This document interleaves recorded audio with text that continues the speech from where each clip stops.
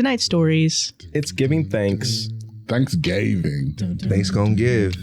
Hello, everybody, and welcome back to the Comfort Level Podcast. I'm Maddie, and I'm here with Brando. Sam.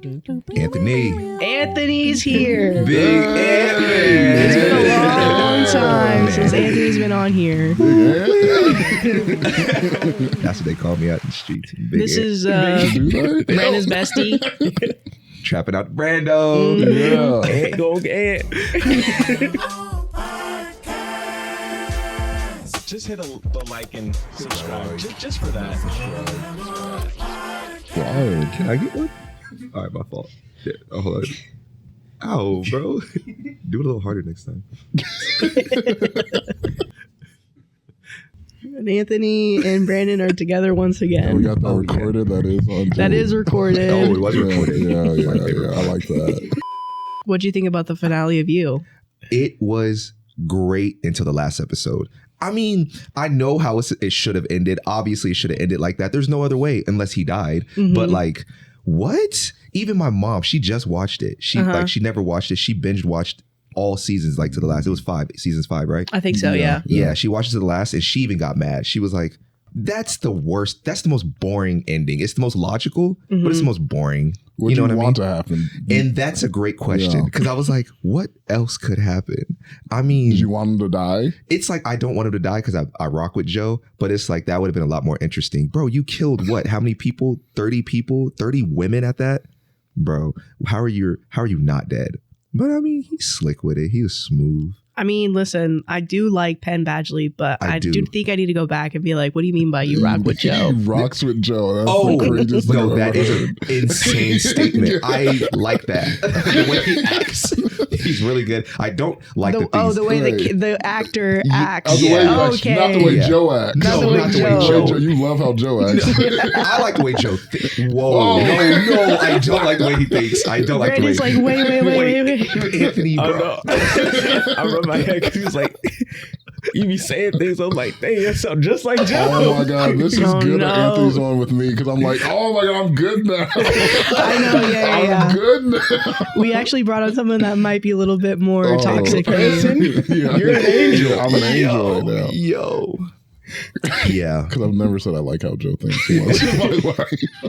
You know, I could see why you did that. I could see why you got there. Maybe not the murder part. 100%. Because I'm like, we live in a real world. Like, people are doing these things to a lesser extent all the time. Way lesser. Yeah. But I won't say those people. You won't say who does that. Yeah, I won't say who does that because that's crazy. Yeah. You get me? He's an example of what not to do. You know exactly how to say. Learning how to get away with it more. So there's one of the two. There's one of the two. And this is the first time that Sam and Anthony have been on an episode. Yeah. And how are we feeling about it? I love it. Yeah, I'm a huge fan of it. I walked in and was like, Sam. I don't know if Maddie cut out our you talk from the episode, so we need to. It may have been cut out. Yeah. I'm really deciding. I feel really we'll good figure about it out. this episode because of that. Me as well. I think we should incorporate it. You know what I mean? Okay. I mean, you agree with that. But yeah, so today's also our first snow of the season. Snow. Thanksgiving weekend. Anthony's here in town. All of our stories today are Thanksgiving related. It's giving thanks. It's giving like thanks. This first story. Like the first story. Yeah. Thanks gonna give. Thanks gonna give. Dang, Husker had to look at you for that one. He said, appreciate that. He said, what'd you say? My dog, Husk. Appreciate that, Husky. This first story is, am I the asshole for leaving Thanksgiving with my sister? For leaving it? Yeah. Families be family, and I'm going to say no. I mean, depends how long they were there for. You know what I mean, too? Like, I don't think that's a bad thing. I don't think I've ever had a bad thing, too, where I'm like, people are like fighting. Yeah. It's usually like little things like, I can't believe they said that, but you're just like rolling your eyes. Yeah. All right, whatever. Okay. Am I the asshole for leaving Thanksgiving with my sister? Some background, my sister's 8-year-old daughter is overweight, not obese, just chubby. It's been a point of contention between our mom and my sister for at least a year. After an incident on July 4th, when mom told my niece she was fat, and when my niece asked her what she should do, she said something along the lines of, just stop eating. Sis stopped bringing her around my mom, just flat out cut her out of my niece's life. To this day, mom thinks she did the right thing to her granddaughter's health. Thanksgiving was at my mom's this year. It was going to be the first time they were physically in the same place since the 4th. My niece is deathly allergic to peanuts. Literally, they all carry an EpiPen. Her throat closes. Mom used peanuts in every dish and dessert except for the vegetables. Niece could safely eat the Brussels sprouts, salad, sweet potatoes, and turkey, but that was it. Everything else, green bean casserole, stuffing, pies, cookies, hors d'oeuvres, candied yams, mom had, according to her, added some kind of peanut product to it. If my sister wasn't going to teach her daughter how to eat healthy, then she would, damn it. My sister and her husband left, and I went with them, along with our brother and his wife and their kids. So basically most of the party. I get being concerned about a person's health because of their weight, but my niece is so young. Yeah, maybe if she becomes problematically overweight to where it affects her health later on, bring it up, but not now, and not in such a shitty way. Am I the asshole? No, that's childish. Yeah. That's childish. So That's so mean. Yeah. No, I don't think she's the asshole. It's more than childish. That's like endangerment. Yeah. Well, she did it so she couldn't eat it, so she wouldn't. Had to eat all the healthy stuff. Yeah, she had it. That's childish. Instead of giving her the choice to maybe have some control of, I'm going to have a little bit of a cookie or whatever, because it's Thanksgiving. Oh, God. That's not what Thanksgiving's about, man. Thanksgiving is not about, like, let me have a little bit of this. It's like, let me eat. I'm thankful. Yeah. I'm thankful. But yeah. Literally. It's giving thanks. And it's like, it's not giving thanks at her party. No. And, taking that decision away from the parents to, really control what their child eats, and even the child, like giving her that choice. But you are doing such a drastic thing to like force something to happen. And it just doesn't put a good taste in people's mouth. It's like, that's a really controlling, mean way to go about it. First of all, calling her fat in the first place and then telling her just don't eat. Yeah, that's... Wow. Way to ruin a girl. Again? 8. Oh my God. Yeah. She's 8. And I'm actually proud of everybody for leaving, because I feel like a lot of family were like, all right, bro, just stay there and deal with it. Stay there and deal with it. But to actually leave, because that is so, for an adult to do that to an 8-year-old kid, to put all that effort to do that, that's evil to me. Consciously too, that's your family, and that's evil. Because it's not even like, maybe mom's like, hey, I'm going to try and make a healthier version of everything. And it's like, okay, it's kind of gross, mom. But it's like, there's candy yams, but maybe there's like less sugar. It's like a different type of sweetener or something, where it's like, yes, the child can have it, but it's not going to be as many calories, and hopefully she'll still enjoy it. Yeah. You're like, no, everything's here. You just can't touch this or else you're going to die. Yeah, you can't eat anything or you're going to die. So like, what? I know, as a former chubby kid too, the self-esteem, man, that would just kill my self-esteem. So I'm glad that, I'm glad that everybody left too, because it's not like she said it and it's valid. It's like she said it and that's the wrong thing to say. So we're all going to react the way it should be reacted to. Yeah. My little brother Jordan, he was chubby too at 8 years old. Bro was like, man, Jordan, how? But now he's 17, slim as, like, I'm like, dang, you just gotta let them grow up, go through puberty, let them be kids. It's fine. You feel me? Mm-hmm. But he did get flamed though. Jamal, my brother's flamed him. Yeah. Sadly, I think that is a part of childhood. Is like, sometimes your siblings will call you out. Yeah. Oh yeah. Yeah. But it's different when someone your age and your siblings are doing it versus an adult that you're like, you're a grown person. Yeah, like, you're coming at me like that. Exactly. That's crazy. You're my grandma. You're my grandmother. Yeah. Oh, so you're in your 60s calling this 8-year-old fat. Well, I did see on Instagram there was this girl who she had told her sister to, like, are you going to bring a pie to Thanksgiving? But I guess the sister keeps making like healthy pies and stuff. But she crashed out. She was like, do not make a healthy pie. Like, I always have to bring a backup pie because you bring this nasty ass pie. And she was going off on her. And so the sister was like, I'm going to make a gluten-free blah, blah, blah pie. Oh my God. Wow. But it didn't come out right. So she actually made a normal pie. And then she got her sister. She's like, okay, taste it. And she was like, this isn't gluten-free. This tastes delicious. Yeah, she's like, yeah. Because she was so mad. She's like, you do this every year. You bring this healthy stuff that nobody eats. And you do it. I'm like, oh my God, there's trauma in her voice, the way she was talking. Yeah. Shaking and stuff.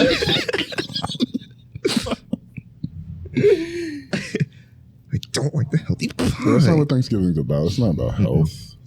No, this back has to get big. It needs to get what I mean? big. I need to big in this. It needs to get big. I need to leave 412 pounds. Thinking as like a bigger person too, your mom doing that just to like ruin the morale of this child. Thinking about it now too is even worse because it's like you overeating on a day like Thanksgiving in the grand scheme of a year, it's not going to make a big difference if you force this child to eat healthy one day. Yeah. And you make them think about how, oh, there's negative foods you can eat and there's positive foods that you can eat. These foods are all foods that you should be eating. You should never eat these foods. These foods are bad for you. You're like creating a complex about what this child should be eating. And I don't know. I mean, already you were kind of ruining that, like you're saying, that child's self-esteem by calling them straight up fat and just don't eat. Perfect. Even though humans need food. Thank you so much for the help. Yeah. Because I remember when I was a kid, I think we should have been worried less about necessarily the foods we're eating, but more of portion control. Because the way I would eat as a kid, like I would eat so much. And as I get older, I'm like, I still like go towards those amounts. And then I'm like full halfway through. Why am I still trying to eat? Because I'm so used to like eating portions. And you see like people like, oh, here's what a portion of protein. Here's what a portion. I'm like, oh my, that's like a third of what I'd be eating. Yeah. And then your stomach expands, so it becomes used to the bigger portion of food. Portion control, I think, is way bigger than you can use. I think typically, I do think there's like healthier foods and stuff you should be eating, but I'm like, if you're eating within reason for the most part, it's not going to be too bad. Yeah. Yeah. So top comment, not the asshole. Your mom is cruel. She deserved it. And then someone else said, I doubt she learned her lesson though. And I'm like, yeah, probably not. And then another comment, oh my goodness, your mother is insane. Not the asshole. If I know someone has an allergy to a food, I avoid cooking with it at all. I can't imagine purposely putting an allergen into a majority of a meal to ensure someone doesn't eat it. Does she not realize that your niece might have eaten it or something without realizing it had nuts in it? Right. And Opie said, yeah, that was a thing. She's 8. She'd been told she knows she can't eat peanuts, but do you trust an 8-year-old in front of a bunch of cookies not to grab one? Of course not. No. So, yeah. It's always interesting to like hearing stories like this and then like really seeing like the people that are like that. Like everybody left Thanksgiving because of stuff that you did. And it's like you still don't learn your lesson. Yeah. That's the people what does she do? What does the mom do to sit there as they're like putting their coats on and leaving? She's like, nice. Where you guys going? Fine, you guys can leave. I don't, because she didn't think she was wrong when she called the baby fat. Yeah. So I'm like, guys, you guys are overreacting. You're overreacting. This isn't a big deal. If they weren't going to eat it anyway, what does it matter? It's like, well, your intention was really cruel. Yeah. It's the intention behind it. So. Ever had that last pair of contacts panic? I know I have. Or worse, been completely out and looking for your glasses you hadn't touched in years. That was me in high school. But for our listeners who are still struggling, get your next set sent right to your door with 1-800-CONTACTS. They're the only major contact lens retailer that lets you renew your prescription online so you can get your contacts fast. 1-800-CONTACTS has fast, free shipping and delivers the same contacts your doctor prescribes right to your door, all without ever leaving home. For over 30 years, 1-800-CONTACTS has been the leader in online contact lens delivery with millions of contacts in stock and award-winning customer service. 1-800-CONTACTS could genuinely make life easier if you wear contacts. I know dealing with vision issues is always annoying, but this could take a lot of that hassle away. When I ordered contacts in the past, I would have to wait a while before they were ready for me to pick up at the store. When I get contacts next year, I'm excited that my contacts will be delivered right to my door with 1-800-CONTACTS. Getting contacts doesn't have to be a hassle. Let 1-800-CONTACTS get you the right contact lenses you need right now. Order online at 1-800-CONTACTS.com or download the free 1-800-CONTACTS app today. Thanks to our listeners for supporting this podcast, and thanks to 1-800-CONTACTS for sponsoring this episode. Right, but at the end of the day, things gonna give. You know? Like this next story. You know? I like that. Yeah. Am I the asshole for blaming my fiance for Thanksgiving being a disaster? It was her fault. Then. I mean, like, I wanted to say, like, This I is want to like, say yes and no. yeah. I want to say yes and no. Like, yeah, that's kind of putting the whole thing onto her. Mm-hmm. But I mean, depending on what you did, you know what I mean? This is like mom's fiance from last story. He's like, It was your fault. You put it in everything. Yeah, It's in everything. It's kind of your fault. You did. Dude, I made a cannot. conscious decision. If you're in a relationship with someone who is the problem, and like they're coming back to you, they're like, "Oh my god, everybody left because I put a little bit of peanuts in every single food, and now everyone's mad, and you're the husband. You're like, well, I feel like you would leave them though, right? Because it's not like they're gonna act like they're not the problem in your relationship too. They're gonna be like, well, I feel like why there's are a you lot mad of at me? relationships like that where there's one person who's a lot, and there's one person who's just quiet and like they're just like, hey, that's That's just them. who they That's are. why- Yeah. That's True, them. And true. you just like, it ain't me. I'm just chill. Yeah, Yeah. I'm the chill one. And it doesn't, and somehow it doesn't affect the relationship, or maybe it does, but they're just used to this dynamic. Yeah. Some people are okay with it. Yeah. And if you're nonchalant about a lot of things, then it's kind of like, if it don't really bother me too much, then We've been married for 30 years. Yeah. I'm not, this is this chick. I don't know what to tell you. that's who she Yeah, is. that's Why who she would I? is. You know what I mean? I'm So, not surprised she put it in all the food. yeah. and then you have to do a cleanup too. And you're like, I'm sorry, because she'll never say it. I'm Yeah. sorry. Mm-hmm. am I the asshole for blaming my fiance for Thanksgiving being a disaster? I'm sitting in my pajamas, fuming about this whole thing, and my fiance is acting like he holds no equal footing here. I need to know I'm not crazy. When I was 4 years old, my parents introduced me to their friend, Rose. She started spending a lot of time with us and eventually moved in. They were always very close friends, and she was very good to me, but I didn't think anything weird of it. A lot of people I knew lived with families, so I thought it was like that. When I was a preteen, they explained to me that they were all together.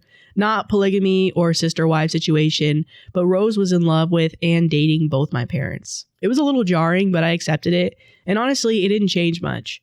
Rose was still one of the people who helped me with homework, pitched in with dinner, taught me how to ride a bike, etc. She was there for every big moment, even the sad ones. The only thing that changed is they started kissing one another in front of me, but nothing gross, just the typical parent pecks or whatever. I knew this wasn't the norm for every family. My friends were fine with it once they found out. Not all of their parents were as understanding or accepting, but we were old enough that we could just see each other outside of our homes, and it didn't impact me a whole lot socially.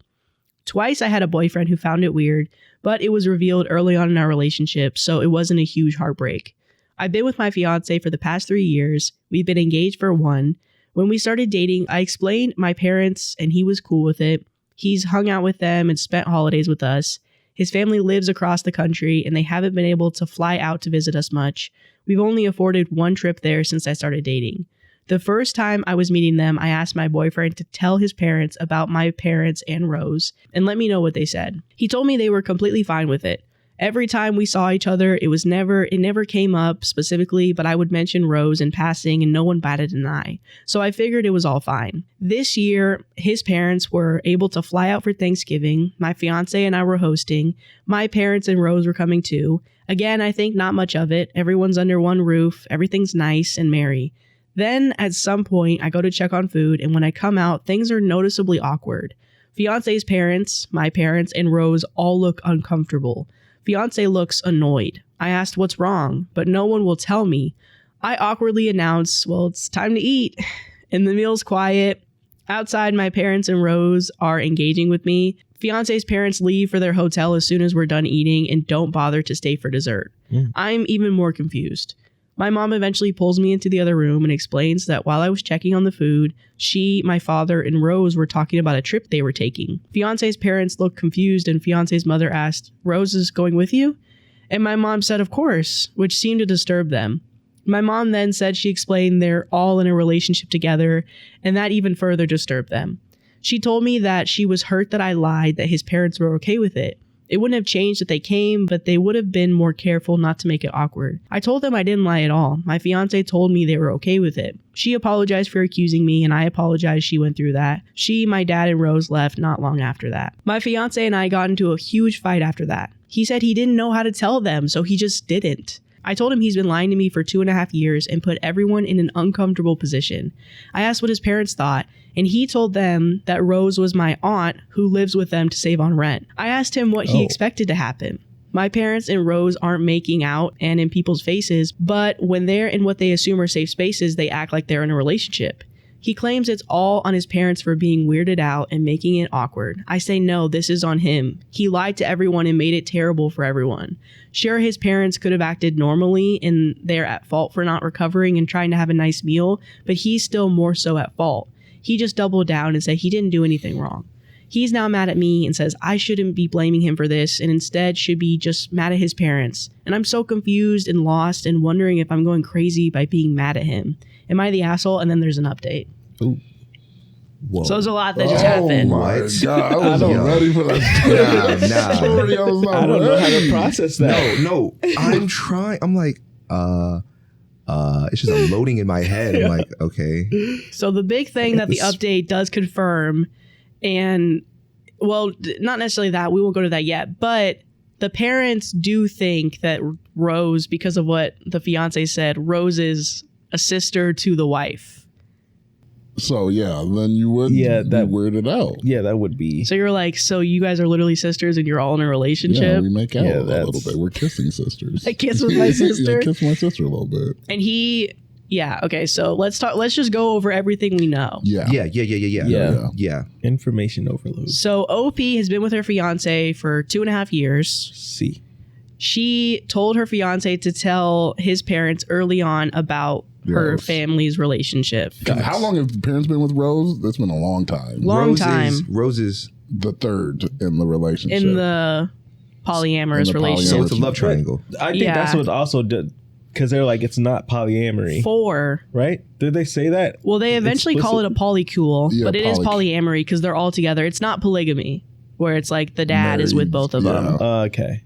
It's It's a everybody's with triad. everybody, yeah. they're So the dad and the mom and Rose. Yes. They are all all in have a an equal relationship. Equal relationship. Yeah. That's So Rose has been in her family, in her life, ever since she was 4. That is a relationship. Yeah. That is a full relationship. And I don't know how old OP is now, but we could probably guess if she's going to be engaged. She's in her 20s. Yeah. We could say she's in her 20s. Mid-20s, let's say. So more than 20 years, 20 we years, can guess. that's your parents. yeah. That's kind of a parent, right? Yeah. Mm-hmm. Why do they just call her Rose? I feel like it's weird. Yeah. Well, I guess you can be like, well, you're literally my mother, Yeah. and you're my father, and then you're Rose. I feel like Rose got to have a name or Yeah. something. If you've been in my life for 20 years and I'm just still calling you Rose, I'm like, I call Yeah. you Mima or something. I don't know. something. Me, mom. So it's normal to OP, but OP realizes it's going to be weird to other people. So she's like, hey, boyfriend, you need to let your parents know because this is not a normal situation. Yeah, It's not right. something you're going to come across. I want you to prep your parents before they come. Right. Mm-hmm. To me, it is on the boyfriend. I'm like, especially the boyfriend, we know our parents. We know how our parents are going to react to things. Like we have that, a good yeah. idea. Yeah. Because I'm like, if this was my partner's parents were in a triad, and I was telling them, I'm like, I got to tell my mom. I got to tell them. I'm like, Yeah. Mom, Yeah. hey, there's 3 of them, man. You know how there's usually 2? Yeah. Hey, Mom, there's 3 of them. there's 3 and I got to tell you that because I don't know how my mom's going to react if she finds that out on the day. It's the not what we're spot. used to, Yeah, and she yeah. might say something that's offensive Yeah. or make them uncomfortable. So it's like let's ask all these questions now Yes. before I can prep you. So Get out of the way. let's know what you can ask and what you can't talk Say about. the most outrageous things to me because Yeah. it's safe here. Yeah. And it's like, and maybe it's just because it's coming from the way I was raised and stuff, but I am honest with my parents even when it's hard. Mm-hmm. So it's like, for me, even if I didn't know how to say it, it would just come out like, Yeah. because I'm thinking in the future, like my mom's super, like you were saying, like thinking about my parents, my dad's kind of just like, oh, okay, that's them. And my mom's super inquisitive. So my mom would probably ask questions that I'm like, hey, What's yo. the sex like? I'm like, Mom, you can't Don't ask that. Don't ask that. But then there's also like, Brandon, why didn't you tell me? And it's like, Yeah. and then it's like, oh, dang, I was supposed to, and I Yeah. didn't. Now it's So it's like, the questions are going to reveal stuff that I should have been doing yeah. back then. So it's like, yeah, get ahead of anything you can get ahead of, Man. and just do it. I didn't know how to tell him is a really it's a soft excuse in my opinion. Yeah, it definitely is. I agree. You gotta say it. You just didn't. Yeah, it was too uncomfortable. You didn't want to. Yeah. Because now the inverse is it's uncomfortable and you're there while it's uncomfortable. Yeah. And now you made someone else uncomfortable. It's much worse. Because not only did you not tell them, you kind of made up a lie about who Rose is to them. So now that's why the parents are weirded out by it, because you said made it worse. Yeah, because you were uncomfortable about Rose. You're like, I don't know how to explain. She's like an aunt. It's like, well, she's not an aunt. But now that the parents have this understanding and they're in front of these three people and they're like, well, we're all going on vacation together. They're like, what the hell? These are kissing sisters or whatever. Like, what, sister wives, whatever. Even from that, they're all going on vacation. I'm like, you can go on vacation with your aunt. Right. Yeah, why would They you ask? didn't intimate like something sexual was happening. They're just like, well, all three of us are going. Yeah. I think that's a normal thing that can happen still. Yeah. A couple with the aunt. But maybe they were getting vibes because she was saying they're comfortable in that space. So maybe they were giving vibes of like, they all seem to be very like intimate with like each other. he's kissing like both of them. A head touch, like a... Yeah, like there's intimacy, and then you're hearing about a vacation, and you're like, I thought you guys were sisters, and just touching heads. You're like, what is happening? He's the head scratcher. Yeah, like, They're all talking in unison. oh, that'd be scary. They're all under the blanket. Like 3 people under a blanket. You're all going on vacation together. I'm still just impressed by the length of this relationship. Yeah, people cannot do it. 2 people can't do it for that long, and 3 people doing it is wild to me. Yeah, I was trying to think of a name that Rose would be, and the only thing that came to my head was mom. Like, there's mom, and then there's mom. Okay. Where's mom squared? You don't want to say like second mom, squared, because it's like. Then that's like kind of degrading a little bit. But wouldn't mom be your biological mom? That's what I was thinking too. Like the emphasis is like that's mom. That's mom. And that's mom. Yeah. So, but then I was like, but then you look at like other like I call mom. Yeah. It's just like, nah, that's mom. Yeah. And then that's mom. Like almost like, yeah. I don't know. So basically, yeah, it's just like let's call her Rose because this is getting confusing. Yeah, the ma, that is mama. Yeah. I want to know the relationship between OP and Rose. Well, it sounds like she very much had like a parental figure relationship with her. She taught her how to ride a bike. She was there for the sad moments in her life, the good moments. That's nice. She was cooking meals with all the parents. Like, yeah. The other thing too is because you were saying like you didn't want to give the boy. You were saying you blame him a little bit. The boyfriend, she explained to the boyfriend her relationship, her family's like polycule relationship when they were first together. Yeah. So it's like he had years to explain this to his parents, and he's just been avoiding it, you know? Mm-hmm. But it's like, for some people, like you saying you talk to your parents, it's hard. People don't, like, not everyone has that with their parents. That's facts. So it's like, if I don't know how to bring it up, then I'm like, I'm just going to paper over it until it comes out. Until it comes out. Yeah. I don't want to live that way, but I'm like, I know there's so many people who are like, yeah. Hey, it hasn't been a point, so I don't need to bring it up fully. Yeah. My thing is, because I remember I started off saying that. I was like, this is just how I would do it.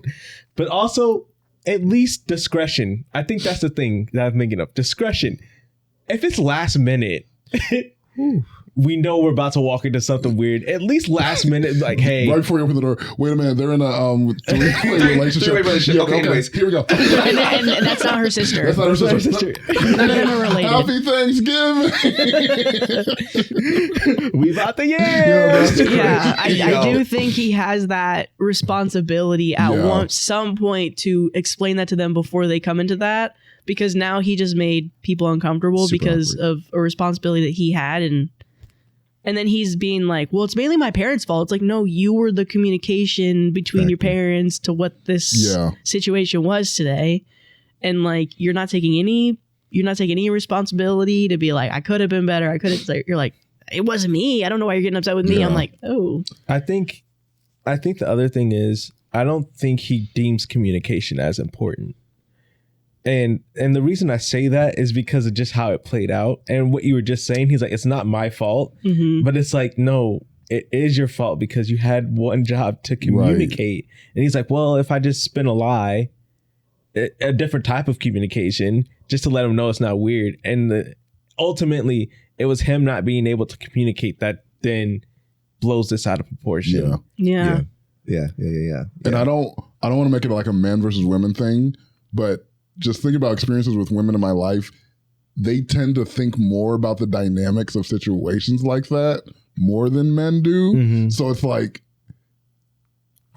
some people just like don't even think about like how me telling you this will affect the situation, how we're all together. Yeah. And I feel like women think more about that. So it's just like, I need you to tell this because I know it's going to be this thing. Yeah. And it's just like, it'll probably it'll probably be fine. You're like, it's not going to be. Yeah.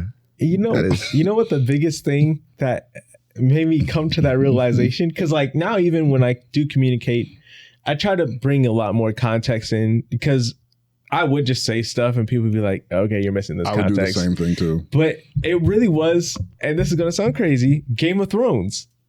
Whole wars were being started because people just weren't communicating in Game of Thrones. And I was just like, whoa, communication really does just like underlie everything.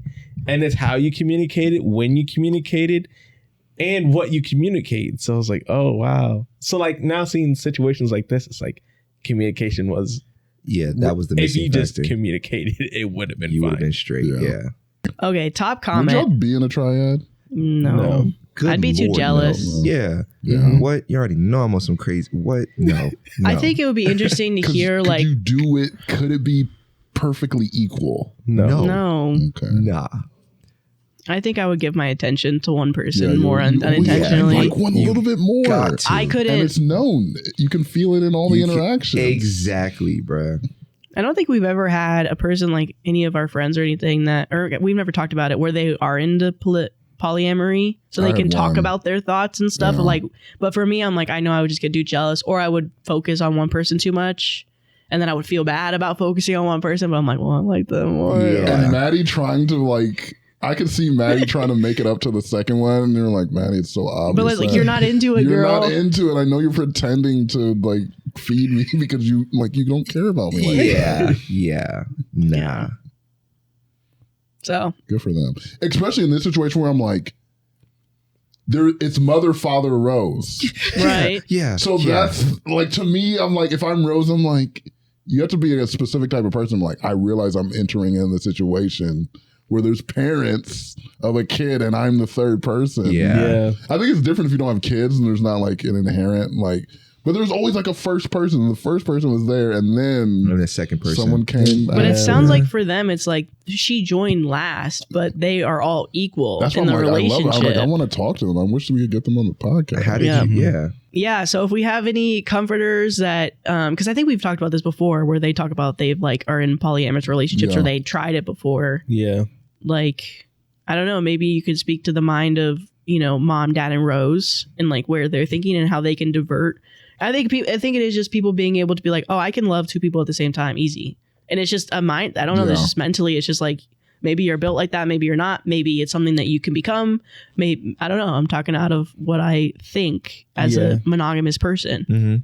I would like the comforters to speak on that too, because also I was thinking in the story, because it is like nuance to the typical monogamous person. Yeah. So was it like, were they immediately offended by what they're asking? Because like going into a situation like that and they're just like, oh, like y'all going together? And it's like, was there more said? Because I don't see that as being a reason to be uncomfortable. Right. But there like had more, to be more so a gateway to educate on.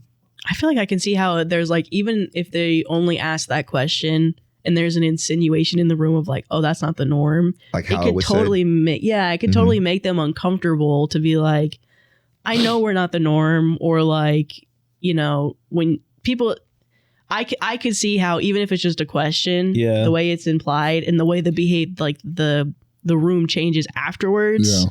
It can change things, especially if it is not the norm. Yeah. To it, all it is like, oh, Rose is coming too? Yeah. That's our girl, man. Yeah. I do take it back though, too. Let's sit down and eat. OP was like, it's supposed to be cool. So they were comfortable in a space where they shouldn't have been questioned. Mm-hmm. Weird, 'cause the mom was like, they knew, right? And they were okay with it. Yeah. So she's acting like everything normal. Yeah. Unless it was asked like, what?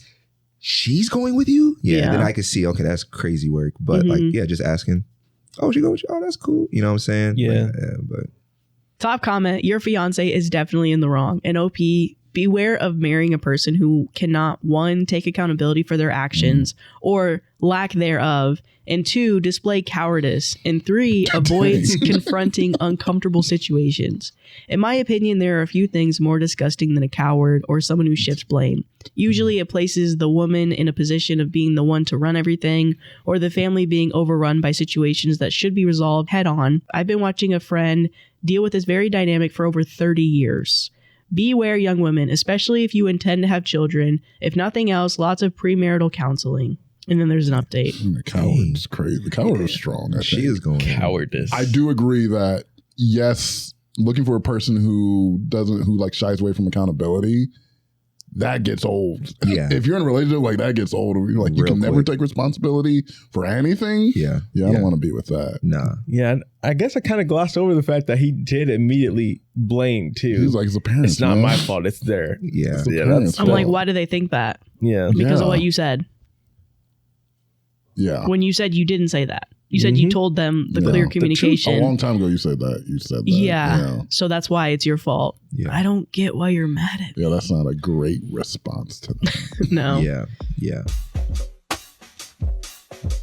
When I was cleaning today, I was learning how to better manage anxiety with Dr. Solomon from Masterclass. Over the past year, I realized that's something I struggle with, and I didn't have a name for it because I thought everyone worried like that. Apparently not.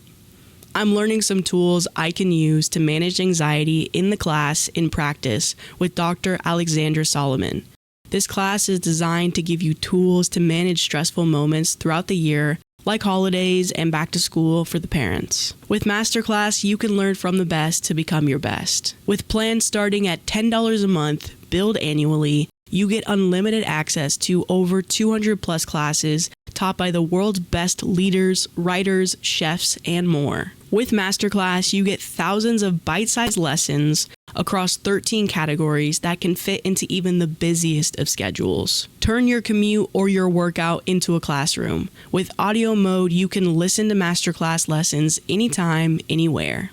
Masterclass always has great offers during the holidays, sometimes up to as much as 50% off. Head over to masterclass.com/CLP for the current offer. That's up to 50% off at masterclass.com/CLP. Masterclass.com/CLP. Thanks to our listeners for supporting this podcast, and thanks to Masterclass for sponsoring this episode. Okay, so this update, they do explain a few things before they go into an update. I'm going to leave the screenshots on screen. I'm only going to read one of them because I think it's like that situation where it's just like they're kind of explaining a lot. And some people might enjoy it, some people don't. Yeah. I'm just going to read number 2, but this is them talking about number 2. Do his parents think my parents and Rose are related? I feel really stupid for not thinking about this at the time. In my family, aunt is a term used loosely. It doesn't mean parent, sister. I have a lot of aunts and uncles that aren't related to my parents biologically, but we're close. Influential figures in my life, thus the titles. So when I found out they assumed Rose was an aunt, my mind just went to a family friend. But Jesus Christ, realizing they probably thought this was a flowers in the attic type situation, no shit, they freaked out. Wait, is that what Flowers in the Attic is about? I guess. Oh, I did not know. I've never seen that movie. I've never seen it either. I feel dumb for not even considering this. Update. As per point number 2, I realized the context that was lacking may be playing a part. So early this morning, I texted and asked if we could meet up and talk. They were all for it. I went without my fiance as we still weren't talking. We met up for breakfast and the first thing I asked was them to give their side. As most of you expected, the weirdness and judgment they were giving was because they assumed Rose was my mom's sister. They actually seemed relieved when I explained the whole story and are supportive. They want to properly re-meet my family, which I said was sweet. I didn't want to get into the whole, I don't know where your son and I stand, as that wasn't their problem. However, his mom did clarify, so fiance's name knew the real story this whole time and lied, and I was honest and I said yes. I said maybe I should have made sure he actually told them, but his dad actually interrupted and said if he promised to tell them, then it was on him to say it.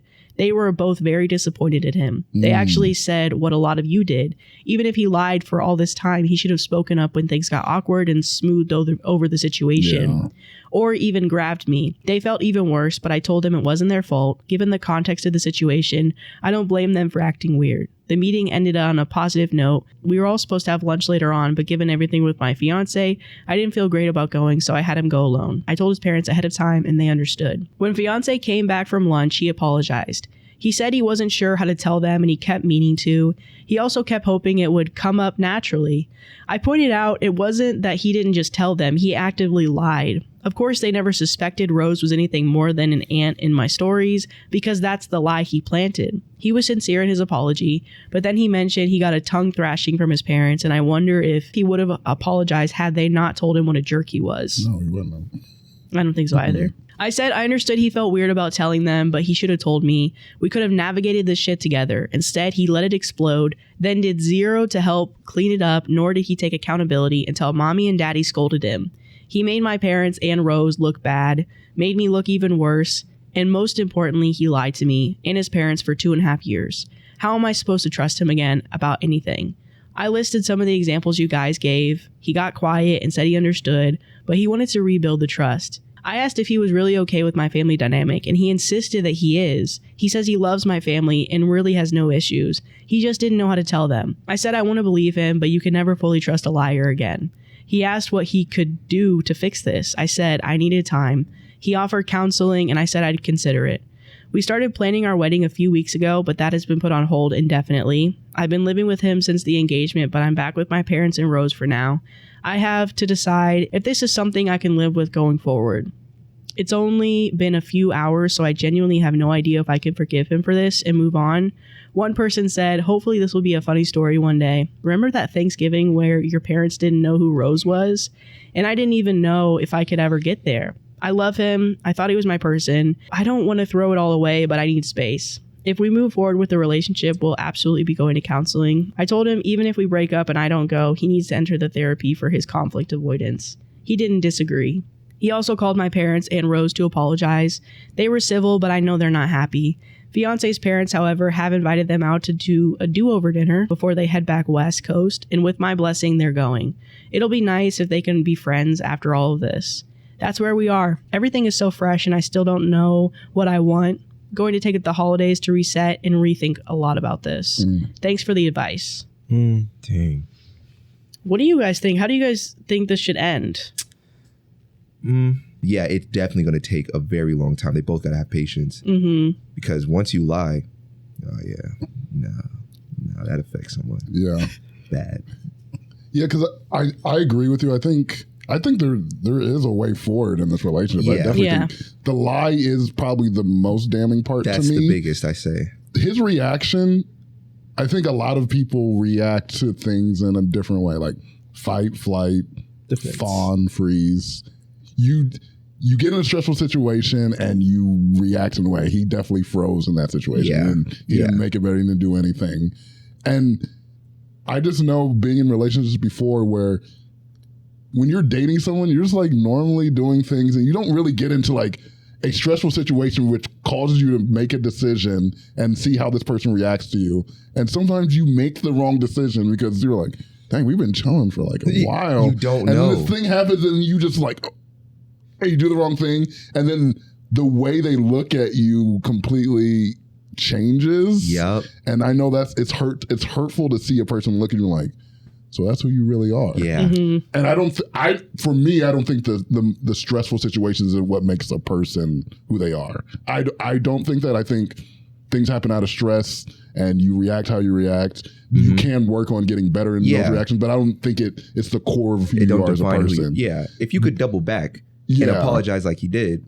All right. Then okay, that shows some accountability. A little bit of accountability. He just had to know. The lie is what I'm like. I don't like that because I'm like that's something you kept up over a period of time. That is to me a little bit. Not your reaction to the thing, but that lie. I'm like, okay, that's something I want to keep an eye on. I'm like, because it's something small. Like, why did you feel the need to lie about that for years? For years is crazy. You thought it was never going to come up or what? too with like liars, it's like the snowball effect. So it's like you start a little and it gets big, and then it gets so big to the point that he just lets it go. Yeah. And it's like, okay, now you're like so deep into this lie, you just don't do anything about it. Yeah, that's. So what are we going to do when things are really real? Like something that really is uncomfortable for our relationship. You don't want to talk about it. You're going to push it to the side, bury it until it explodes 10 years into our marriage. Yeah. Because you didn't want to deal with it. That is something I'm like, okay, maybe I don't want to deal with you as a person. No, Yeah. But I think, you know, in this age of instant gratification, social media and stuff, like you really don't get enough time for character development. So it's like, I want to say it could end well. It could end good. Like, you know, he goes to therapy. In the perfect world, he goes to therapy. She goes to therapy. They come back together after some time. I would definitely say take some time away from each other just to see if, you know, it truly is like also truly is just love like that will bring you back. But also, yeah, you have to work on yourself and you have to get, like she said, over that bit of a conflict resolution. Is that what she said?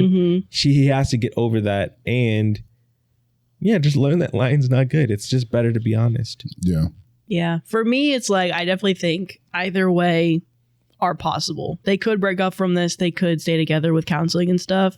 The thing that worries me, the thing that irritates me is obviously the lie, but also the fact that it did take him a while to hold himself accountable. Yeah. That would be frustrating to have a partner that if I'm expected to hold myself accountable for mistakes that I make, I want that in return. Right. And not for your parents to tell you to be accountable. Not for your parents to tell you, you should be apologetic for this. You did something wrong. Because I told you that and that did make a difference to you, you know? Yeah.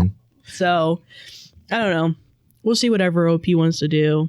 But I could see it going either direction. Because I'm like, I don't know if it's enough to be like instantly like break up or you guys can stay together. I'm like, either way. It could go either way on this one. If we're engaged, depends on what you try. want. Yeah. If we're engaged, I don't think it's try. Yeah. I don't think it's worth breaking if up. If this happens in the first year though, I'm probably out. Yeah. I think. Well, years. I don't know. Yeah. And it's like, I don't know. It's not enough time for there to be sunken cost fallacy either. I feel. Yeah. So it's like, it really is truly, I think, just dependent on the love that you guys have for each other. On if this works out or not. Hey, what did you say? Sunken cost fallacy. It's when you spend too much time in something. And so rather than just letting it go, you just like, well, might as well just stay here. I should do it because I put so much energy and time into this. Yeah. A lot of people make decisions like, I'm going to stay with it because I did that. How much time you put? Yeah. Sunken cost actually comes from like business of like you put so much money into an investment and you're like, well, I did all this money, I need to stick it through instead of bailing out and not losing more money. But it happens in relationships all the time. People are like, I put this energy in. I've been with them for 4 years. I might as well stay. I might as well stick it through. Yeah. And some people are like, well, I don't want to put this investment in and then someone else reaps the benefit of my investment. I'm trying to tell you, yes. That's a dangerous way to think too. You're like, well, it's not good for us. What does that matter about that? Yeah. Because I do feel that because sometimes I go, we've built each other up for so long. And now that we're not working out, everything you taught me and I taught you, you're going to give to someone else. That we're not doing that. No. But I get it. If I'm not happy, why does it matter? Right. Facts. But that is hard to like really logic in your head to be like, bro, it's like I gave you everything and and you gave me everything and we've done all of this together.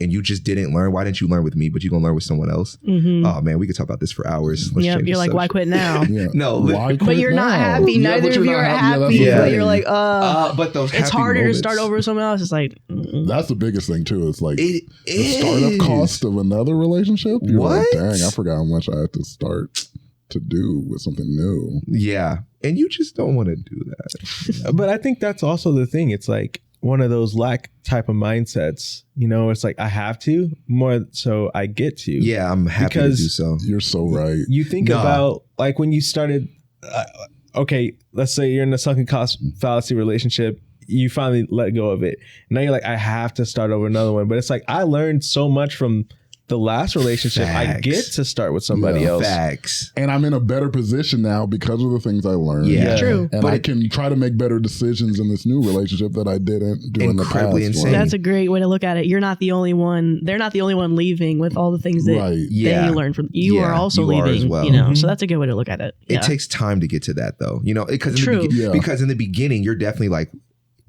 I have to do this. God, you know what I'm saying? In the beginning, because you're also in pain, you're hurt. But then over time, you're like, Yeah. dang, I learned. And you know what? Hopefully My you, next you one. start dating again when you're not hurt anymore. Exactly. Yeah. Exactly. So Yeah, it's so, like, so then you you're take some happy, like- time. Yeah, to take heal. some time, because then that's where those lack mindsets come into play, because it's like you're hurt, you're coming from like this, I have a hole missing, I need to fill the void. When it's really like after that break, then you go back, re-heal yourself, make yourself 100%. You fill your own void. Yeah, you fill your own void. You can make yourself happy. And Only then you can. boom. And then boom, now you find someone else that Yeah. doesn't make you happy, but you guys You guys get to share a life with. You're Right. like, I'm Yeah. good on my own. Yeah. And you're good on yours. That's like obviously not everybody goes into it because then they meet people on the way, but like the probably best place you can be is you're like, I'm good on my own. I just want to share a life with somebody. Right. Yeah. Yeah. You know. You're good on My, yours. my problem was always that I would like break up with someone and then I would learn things from the relationship. We would break up. I would learn things about myself in the separation and singleness. Facts. And I would be like, oh, I feel like I'm leveling up. And I'm like, I really love this person. So I want to use these tools in the relationship again. But what I Bro. found is when you Yes. get back in a relationship with someone, they're still keying on the same. Even though you've changed, you've grown, they're still keying on the same things that were in the past. How you and were- that's, yeah. it doesn't work because you're like, you'll always trigger yourself into falling back into old habits, even though you're like, I'm better than this now, Yeah. but I'm still Yeah. doing the same things. Yeah. So that's why I'm like, I gotta stop going back to exes because bro, I what? keep doing that. I'm like, I know I'm thinking different. I'm like, I'm still doing the same thing somehow. Yeah. I saw someone talking about this a little bit, and they're talking about it in the context of fish.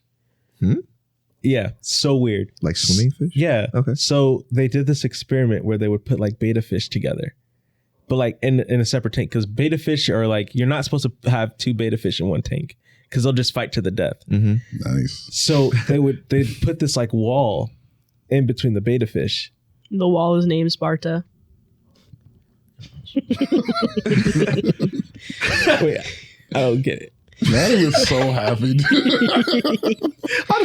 Sparta is that scene in 300 where he kicks that dude in the There's well. Sparta. The gladiators going Yeah. at each other, Yeah. which is Yeah. beta fish. They fight to the death. They're gladiators. Okay. Wow. That took me a second. I didn't know that. I got it. did. Okay. You got it immediately. I appreciate that. I appreciate I that didn't get because I that. never even watched the movie 300. I've just seen. Clearly- Just that scene. Clearly you've never seen it. Is Sparta? That's the only scene I've seen as well. Yeah. Yeah. I would kick this dude Slow-mo. down. It's a weird movie, actually.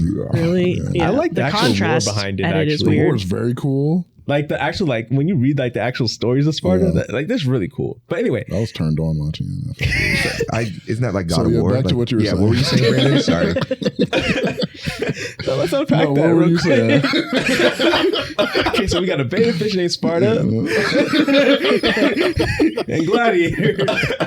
One's You wanna one's say Sparta, one's something? God of You wanna say War. something? You're getting a little turned on. Did y'all see the new Gladiator? No, but Oh. With Denzel, I Yeah. wanted to. Oh, I That's- did. I was did. it With good? Denzel. Oh my God, it was good. Oh, is it? It was good. Oh, I should It was see good, bro. Denzel did his big ones in that. Okay, I but I gotta also see do it. love Denzel though. I love Denzel. Yeah. Yeah. You can't go wrong with Denzel. No, no. Anyway, so they would put this, and so they would like try to fight to the death, realize they couldn't touch each other. So after a while, they would take out the glass, and the beta fish wouldn't fight each other because they thought the glass was still there. So they wouldn't even attempt to. Ah. But then the guy would like take one beta fish out, and the beta fish would still just stay there. So he had to like train him, Oh, To go through it again. yeah, to go through the glass again. So once the beta fish finally was kind of going all over the place, put the glass in, put the other beta fish in, they fight right back They to went the back death. at it? Oh, Yeah. wow. And I was like, the dude was like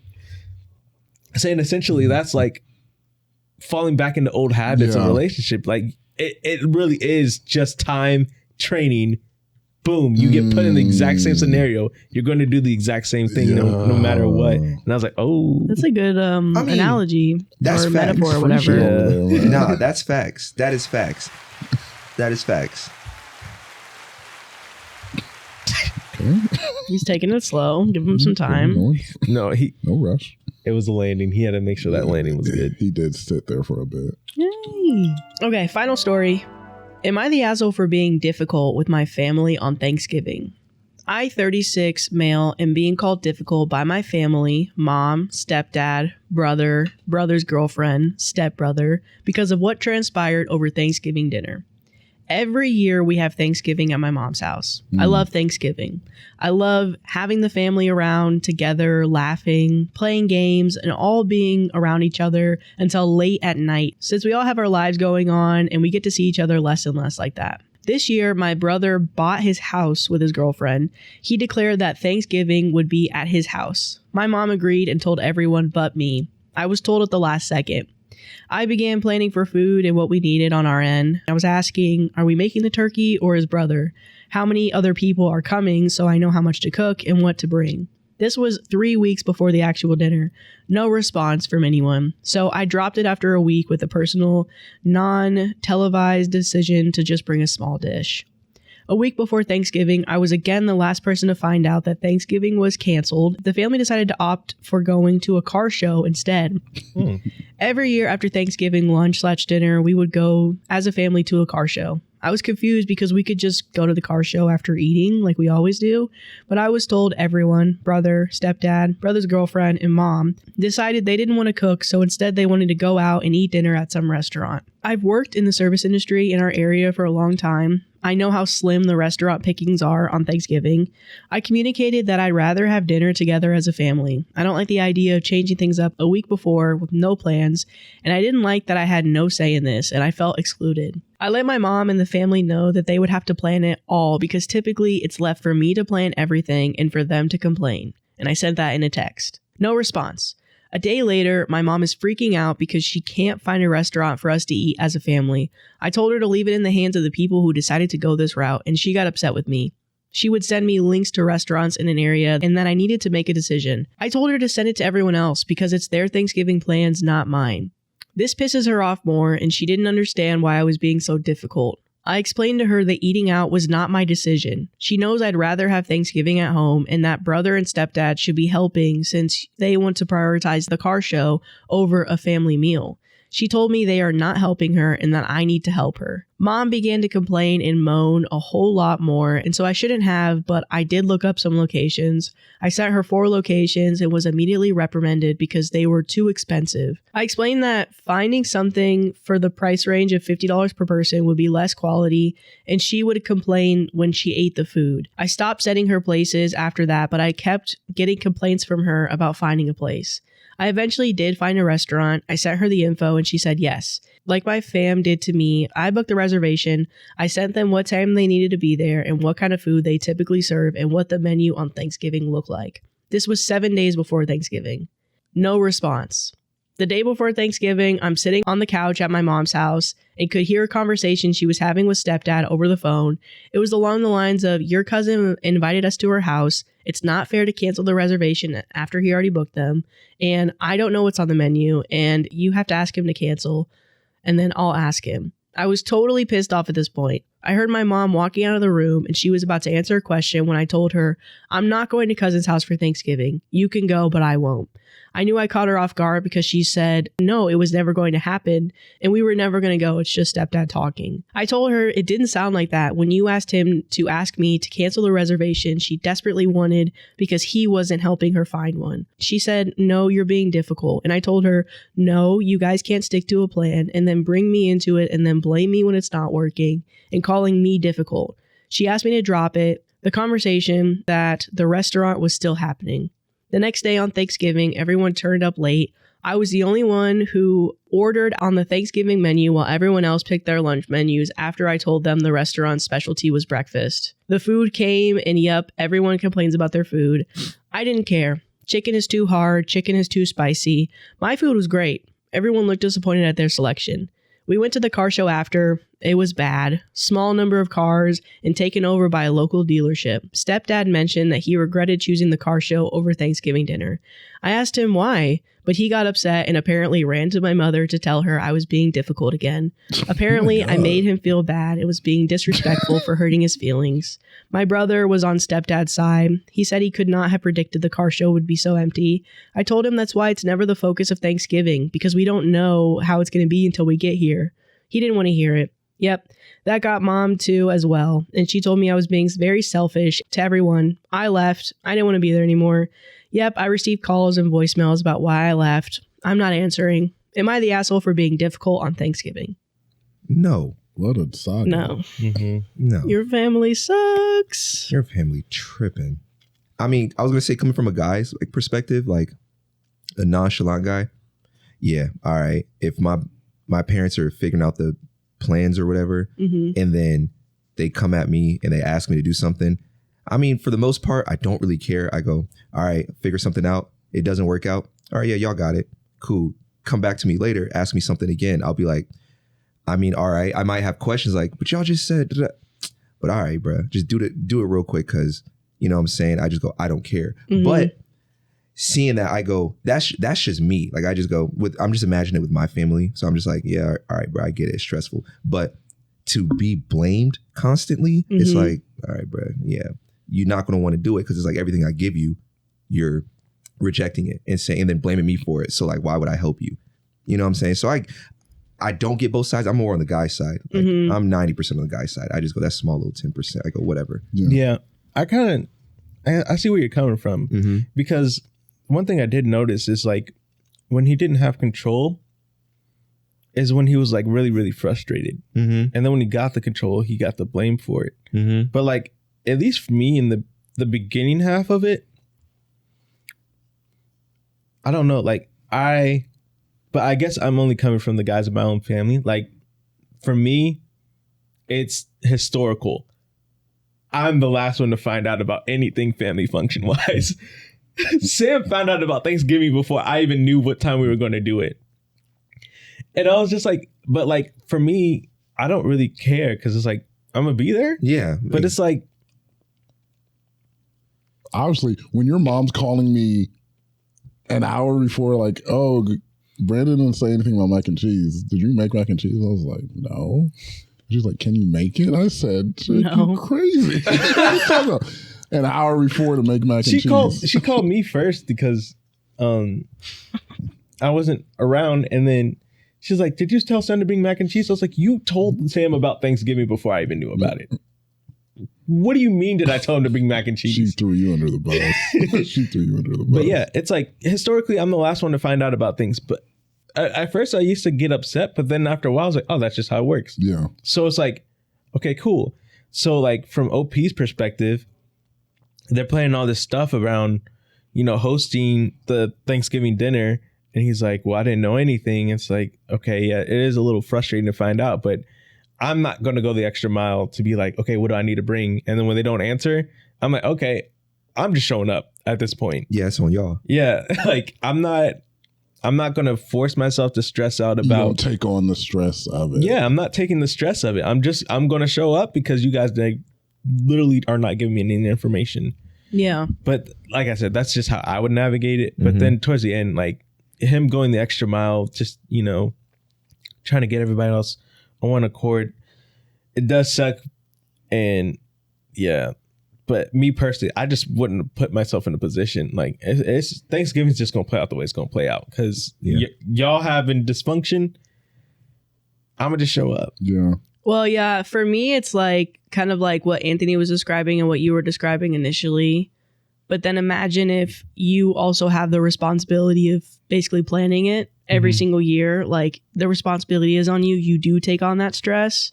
I feel like that's where OP's coming from. And being someone seeing stress being put on one person in a family that I've seen, I do sometimes have that feeling where I'm like, I don't want to see this one person struggling while everyone seemingly is ignoring it and is like, la-di-da-di-da, what a great holiday. This person's cussing in the kitchen. And they're like, they just burnt their hand. They're freaking out. They're stressed out. Maybe at the end of the night, they're like, what a great night. I'm like, you're crazy, girl. You are but crazy. they are literally like suffering and they're taking on too much. And I feel like me personally, I'm kind of more with OP where I'm like, I don't want to do it. I don't think it's fair to do it. You're not asking me to do it. But it makes sense to me why OP is like, okay, I'm going to help you, because your mother is complaining to you about how this is too much for her. She's asking you to take on all this stuff. And you're like, okay, let me just do something to make it easier. Yeah. You shouldn't have to do that, OP. Definitely not. I get where you're coming from of being like, probably the best thing you can do in the future is do not put that weight on you. But it's hard to like see your mother and like be like, Yeah. you got it, girl. Especially when everyone else in the family is like, no, for some reason they make, because first of all, I'm not listening to you if you're canceling dinner. Are you going to take, you're controlling what we do on the day of, but you're not doing anything to like make the plans. Okay, no. Well, then you're not like, I don't know. Yeah. You don't get to have a say and then not do anything to make those plans happen. Somehow it's my responsibility. I do. Yeah. I guess that aspect is where I was like, yeah, it's cool that he stepped up. Helping the mom, yes, I get. But I think also sometimes people don't see when they're messing stuff up. They don't see when their decisions are touching things that just affect every other thing. I'm trying to put myself in my shoes. I would literally tell my mom to back off. Just it's brother and dad's decision. Let's just don't even assume that stress. Let's let them figure it out. Because then when it plays out, then it's like you literally don't have to take any of the blame. Yeah. Because they planned it. Yeah. But then it goes back to the story you've had in the past of like a guy's like, oh, I'm having the guys over for the football game. And the wife's like, hey, do you need anything for you? Like, no, I got it. And then the day of, you're like, wait, can you do this, this, and this? And you're like, you didn't think about what it takes for this to go into it. You just assumed it would happen because I do this thing. Yeah. And yeah. I feel like that's what happened with the dad and stepdad. They were like, we're doing this and this. And then Thanksgiving comes and like, everyone's like, so what are we doing? And they're like, oh, we didn't think. And you're like, yeah, you didn't think. That's where the mom's at. Yeah, like, that's where the mom comes stress, in. like, because she's like, I've had more practice doing this. This is what comes with this. Yeah. And you're really weirdly focused on this car show, but there's more to it than that. And they're like, so she's living with that stress of like, I've been doing this for years. I know that I can't just, if they're taking over, I know they're not thinking about this. And she's accepted it. Yeah. You know? You kind of got to let that life mode go because she's accepted it. And I like, that's the thing the mom needs to do. It's tough. That's hard to do. But you as OP is be like, we kind of like have to let them fail. Watch them fail because you trying to like make it better. You have the worst kind of people too, because people who did not contribute at all are complaining about what happened. That's like the people that piss. If I didn't contribute, I'm not complaining. I'm not making fun of your decision. Yeah. Even if I don't like it, I'm like, that's something I'll keep in my head. I'm not actually like, oh, the food's bad. Like, that's the most annoying kind of people. So I'm like, if you didn't get involved in all, you wouldn't have that decision. I'm like, hey, this was stepdad. This was brother, man. And that's why I think I have the angle I have is because, well, even growing up, like that's a lesson my parents would tell me all the time. Like sometimes they would let me do stuff just so I could feel the consequence of what I did. Yeah. So it's like sometimes you really just have to feel the consequence and feel the planning. Like you have to feel the plan at Thanksgiving. The inverse is you have a sucky Thanksgiving, but it was going to be bad either way. Yeah. But it's like now they understand a little, if they're smart, if they're wise, they'll understand a little bit more about where it's coming from. But that's the best case scenario to me. It's like you have people who are like, they didn't do the due diligence and they failed. And then they realize like, oh, that was because of me. I feel like a lot of times people blame the other people. Yeah. Why didn't you help me? You knew this was bad and I'm going to complain to you. It failed because of you. You knew this. You're like... Which is what OP's mom is doing. Yeah, that's what OP's mom is doing. Like, it sucks. Yeah. But sometimes you have to take that in and you're like, hey, I have to take that too. For me, I don't think OP's the asshole. I don't think OP was being difficult. They were literally just asking for communication of like, okay, so we're doing it at mom's house, right? Let me figure out, do you want me to make the turkey? They're trying to ask, like, do things that are helpful. You want me to make the turkey? Are we making sides? What are we doing? Nobody says a word. You're like, okay. Oh, like a week later, Then you find out the plans change. Then the week of Thanksgiving, the plans change again.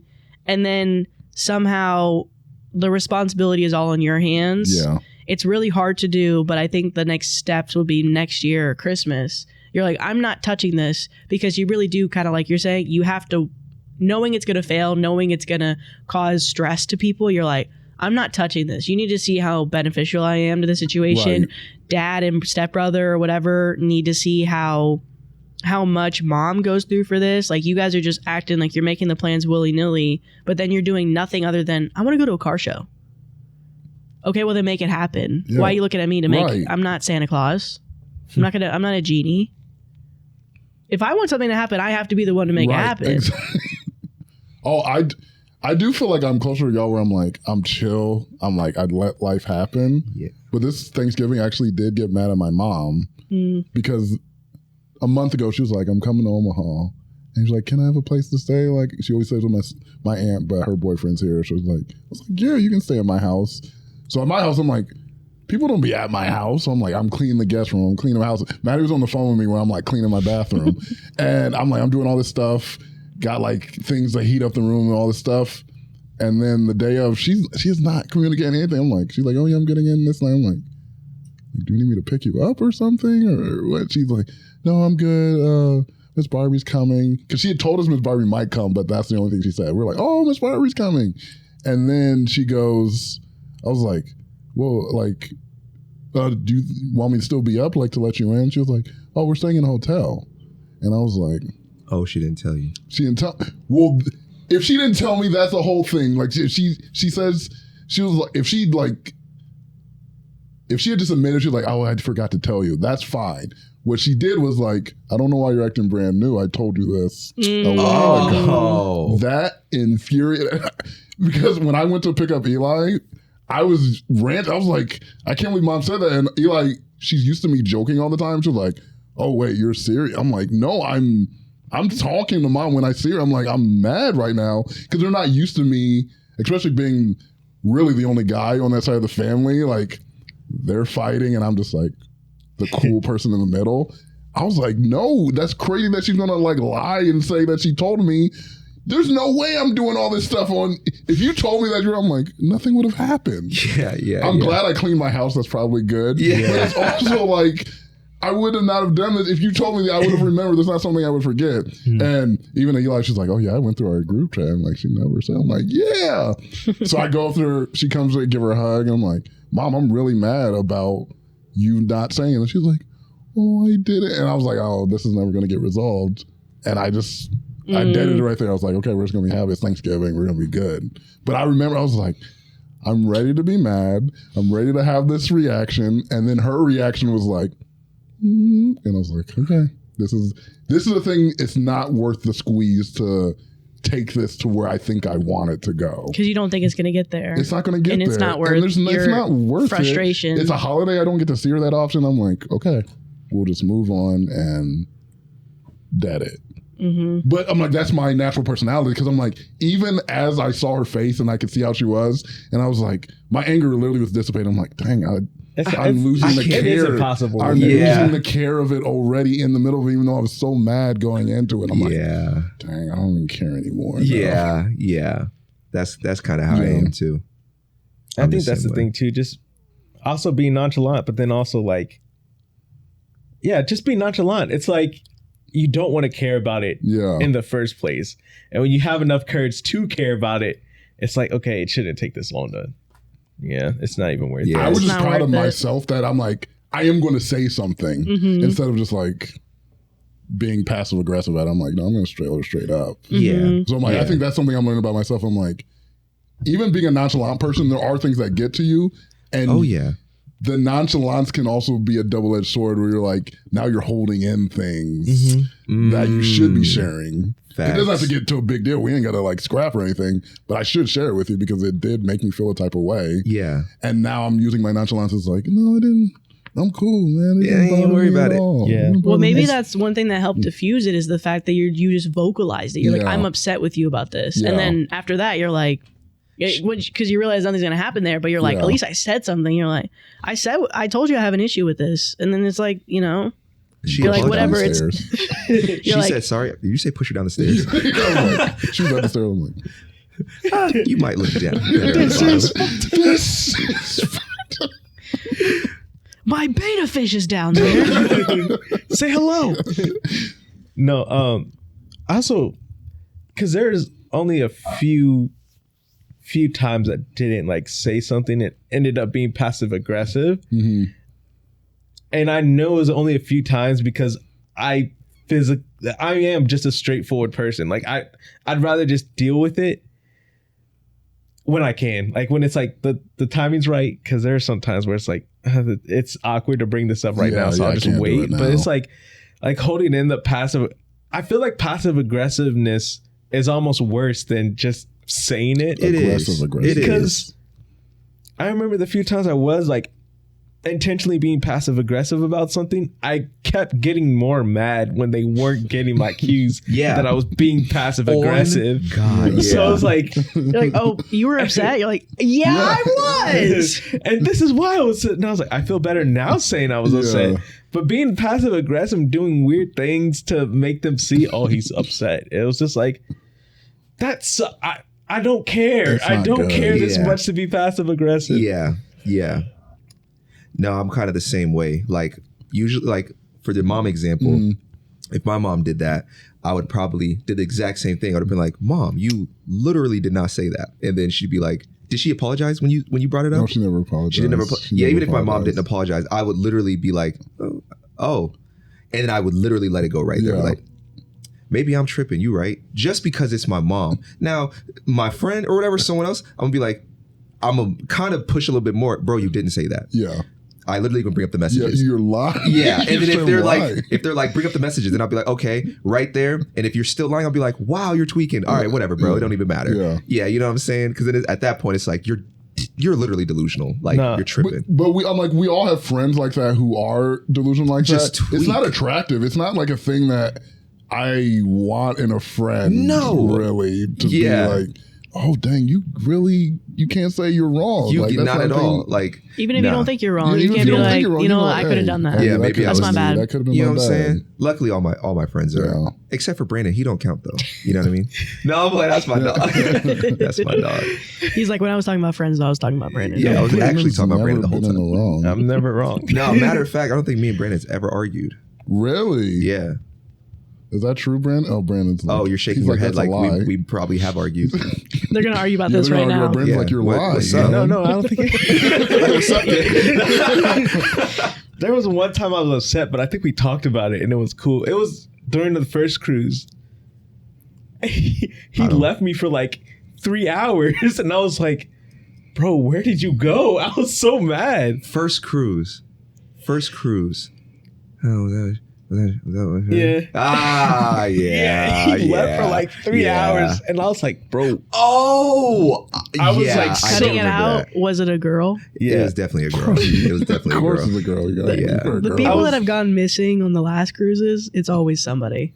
They're going to see somebody. Yeah. But it was like no, I was gone. 1 second we were there, next second he's like, all right, I'm gonna walk her to her room. 3 hours go by and I was just like,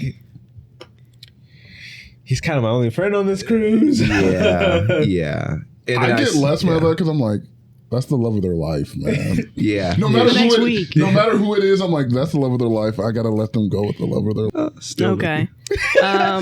Well, that's what we have for the stories. We got a story for Patreon, but Say what? I'm really thankful for this episode. I'm thankful that Anthony There's only came. 3 stories. I know. We talked a lot. That was long conversations. Yeah, 2 hours and 25 minutes. The first 30 minutes, though, we were gabbing. It had nothing to do with the episode. So let's say 2 hours. 2 hours. I am That's thankful good. for this episode. I'm thankful. Thank you. I am so thankful to see all my people. Thank you for coming. No, matter of fact. Thank you. No, thank you. Thank you. Thank you. Thank you. Thank you for watching. Thank you. Thanks, Anthony, for being here. Thank you, guys. Thank you. Thank you guys for always being here. You guys are great. Thank you. Thank you, you. Maddie, for Thank you for hosting. hosting. Thank you. Thanks, Thank you, Husker, for Husker. being Thank here you, and not Husker. farting. Husker, Thank you. Thank Thank you. you. Husker. Thank you. Appreciate I'm it. thankful. Thank you. Thank you for the candy canes. Thank you. Hey, No, you're Thank welcome. you. Thank Thank you. you. For the Thank you chocolate for too. being for the here. chocolate balls. Yeah, thank you. Thank you. No, thank Yeah, you for the and then- ouchies. I like ouchies. Thank Oh, you. yeah. Thank Yeah, you. I was Thank with you. Thank you. Thank you for Thank the you. spring water, man. Yo, Yeah, thank thank you. Thank you, Thank you for mother. getting here safely. Thank you. Thank you. Thank you guys for existing. For real. Thank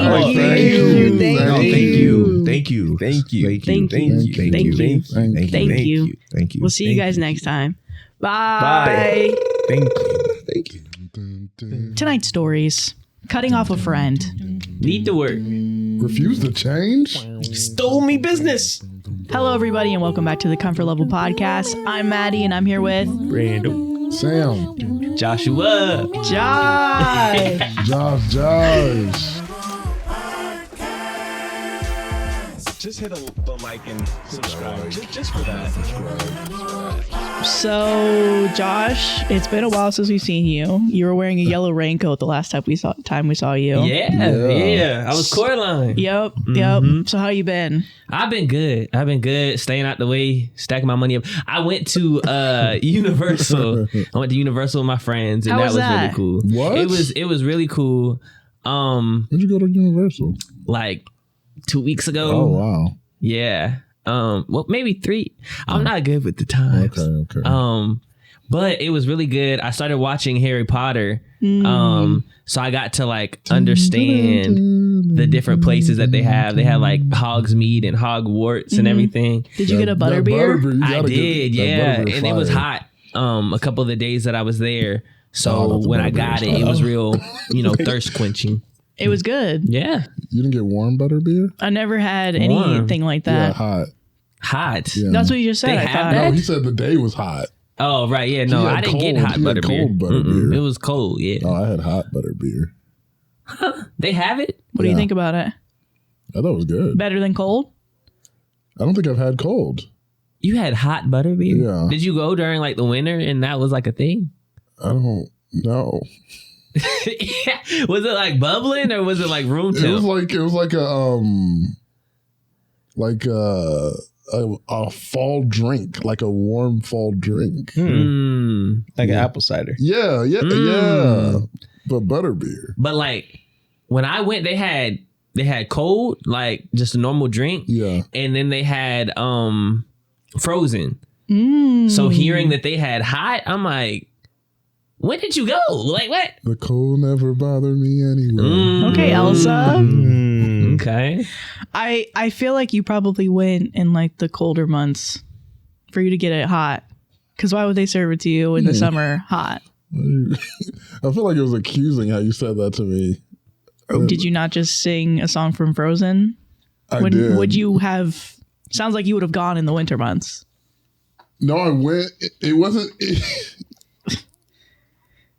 What was when I went to Japan? Oh. Well, maybe that's a specific thing in Japan. Yeah, it could be. You look like be. you're getting interrogated. I know. I The feel weird stiffness is about it. I like- feel like I've made a mistake. I shouldn't have disclosed something about my life. I feel like you're acting really weird today. Like you're like, you come in, you're stoic. You're never stoic. You're literally stiff like a robot. You're not moving. You're not interacting with anybody. I'm a stoic guy, and You y'all get know back. that. Look at the Did I color take my scheme. back? Look No. at the color scheme. Look at He it, has mute. gray, It's all black, muted. gray. It's literally your personality, right? You're just muted. I think this has always been me. I don't think so. Everything else is a facade. This is. I feel like now Oh. we're close enough. I can show you the real me. The And gaslighting let me just- tell you right now, it's not good. First time I show the real me, you guys are all down on me. Josh is like, "What are you doing? Why are you like this?" Everyone's mad at me, and I'm just being who I am. So that sucks to hear. That really sucks. Well, yeah, I didn't know. I didn't know this was the real you. Yeah, I've so been faking it the entire time we've See, known but each other. let's address that though. Like the fact that you faked it for so long and then you're going to show us the actual you, but not explain the change. I You thought know what I mean? I thought Like, there was enough love here that I could just do it and be fine. But this is why I hide it. because of days like today. This is why I hide it. See, we're not just gonna enable. You know what I mean? I hide it because no one likes the real me. It feels like when you first meet people and you have a wall up, that's what it feels like. It doesn't feel like the walls come down and this is the mushy side of you. This is the walls gone up. We did something wrong. No, the wall's firmly down. This is the wall down. Yeah, the wall was up this entire time. But since the wall has been up for as long as it has, wouldn't you think 35 minutes? It would. Wouldn't you think it would be, just like polite to tell us that this is the real you? No, I'm just like, I came in, I was excited. Like when I drove up, I'm excited. I'm like I think they actually know me, like they actually love me, and I'm going to show the real me. I'm going to just come in, be myself immediately. Why do you look like that? I just wish we could have seen that excitement that you described. Because when you said, I'm so excited to see. When you came in that house, you're like, hey. And then I asked you about something with the costumes. You get pissed. You slam down the costume. You break the tub. It's over. Because you said something crazy about the costumes. I said about the elf thing. I was like, oh, I didn't realize you had that. And you're like... Because I definitely had it, and I felt like you knew that, so you came at me weird. So I got angry. Okay, well, anyway. And so you did harsh my excitement. I was getting ready to show you the excitement, and that's how we open up. Oh, nah, you were getting ready to show the excitement. That's how we open up. She's like, oh, I didn't know you had that elf costume. I'm like, Maddie, of course I did.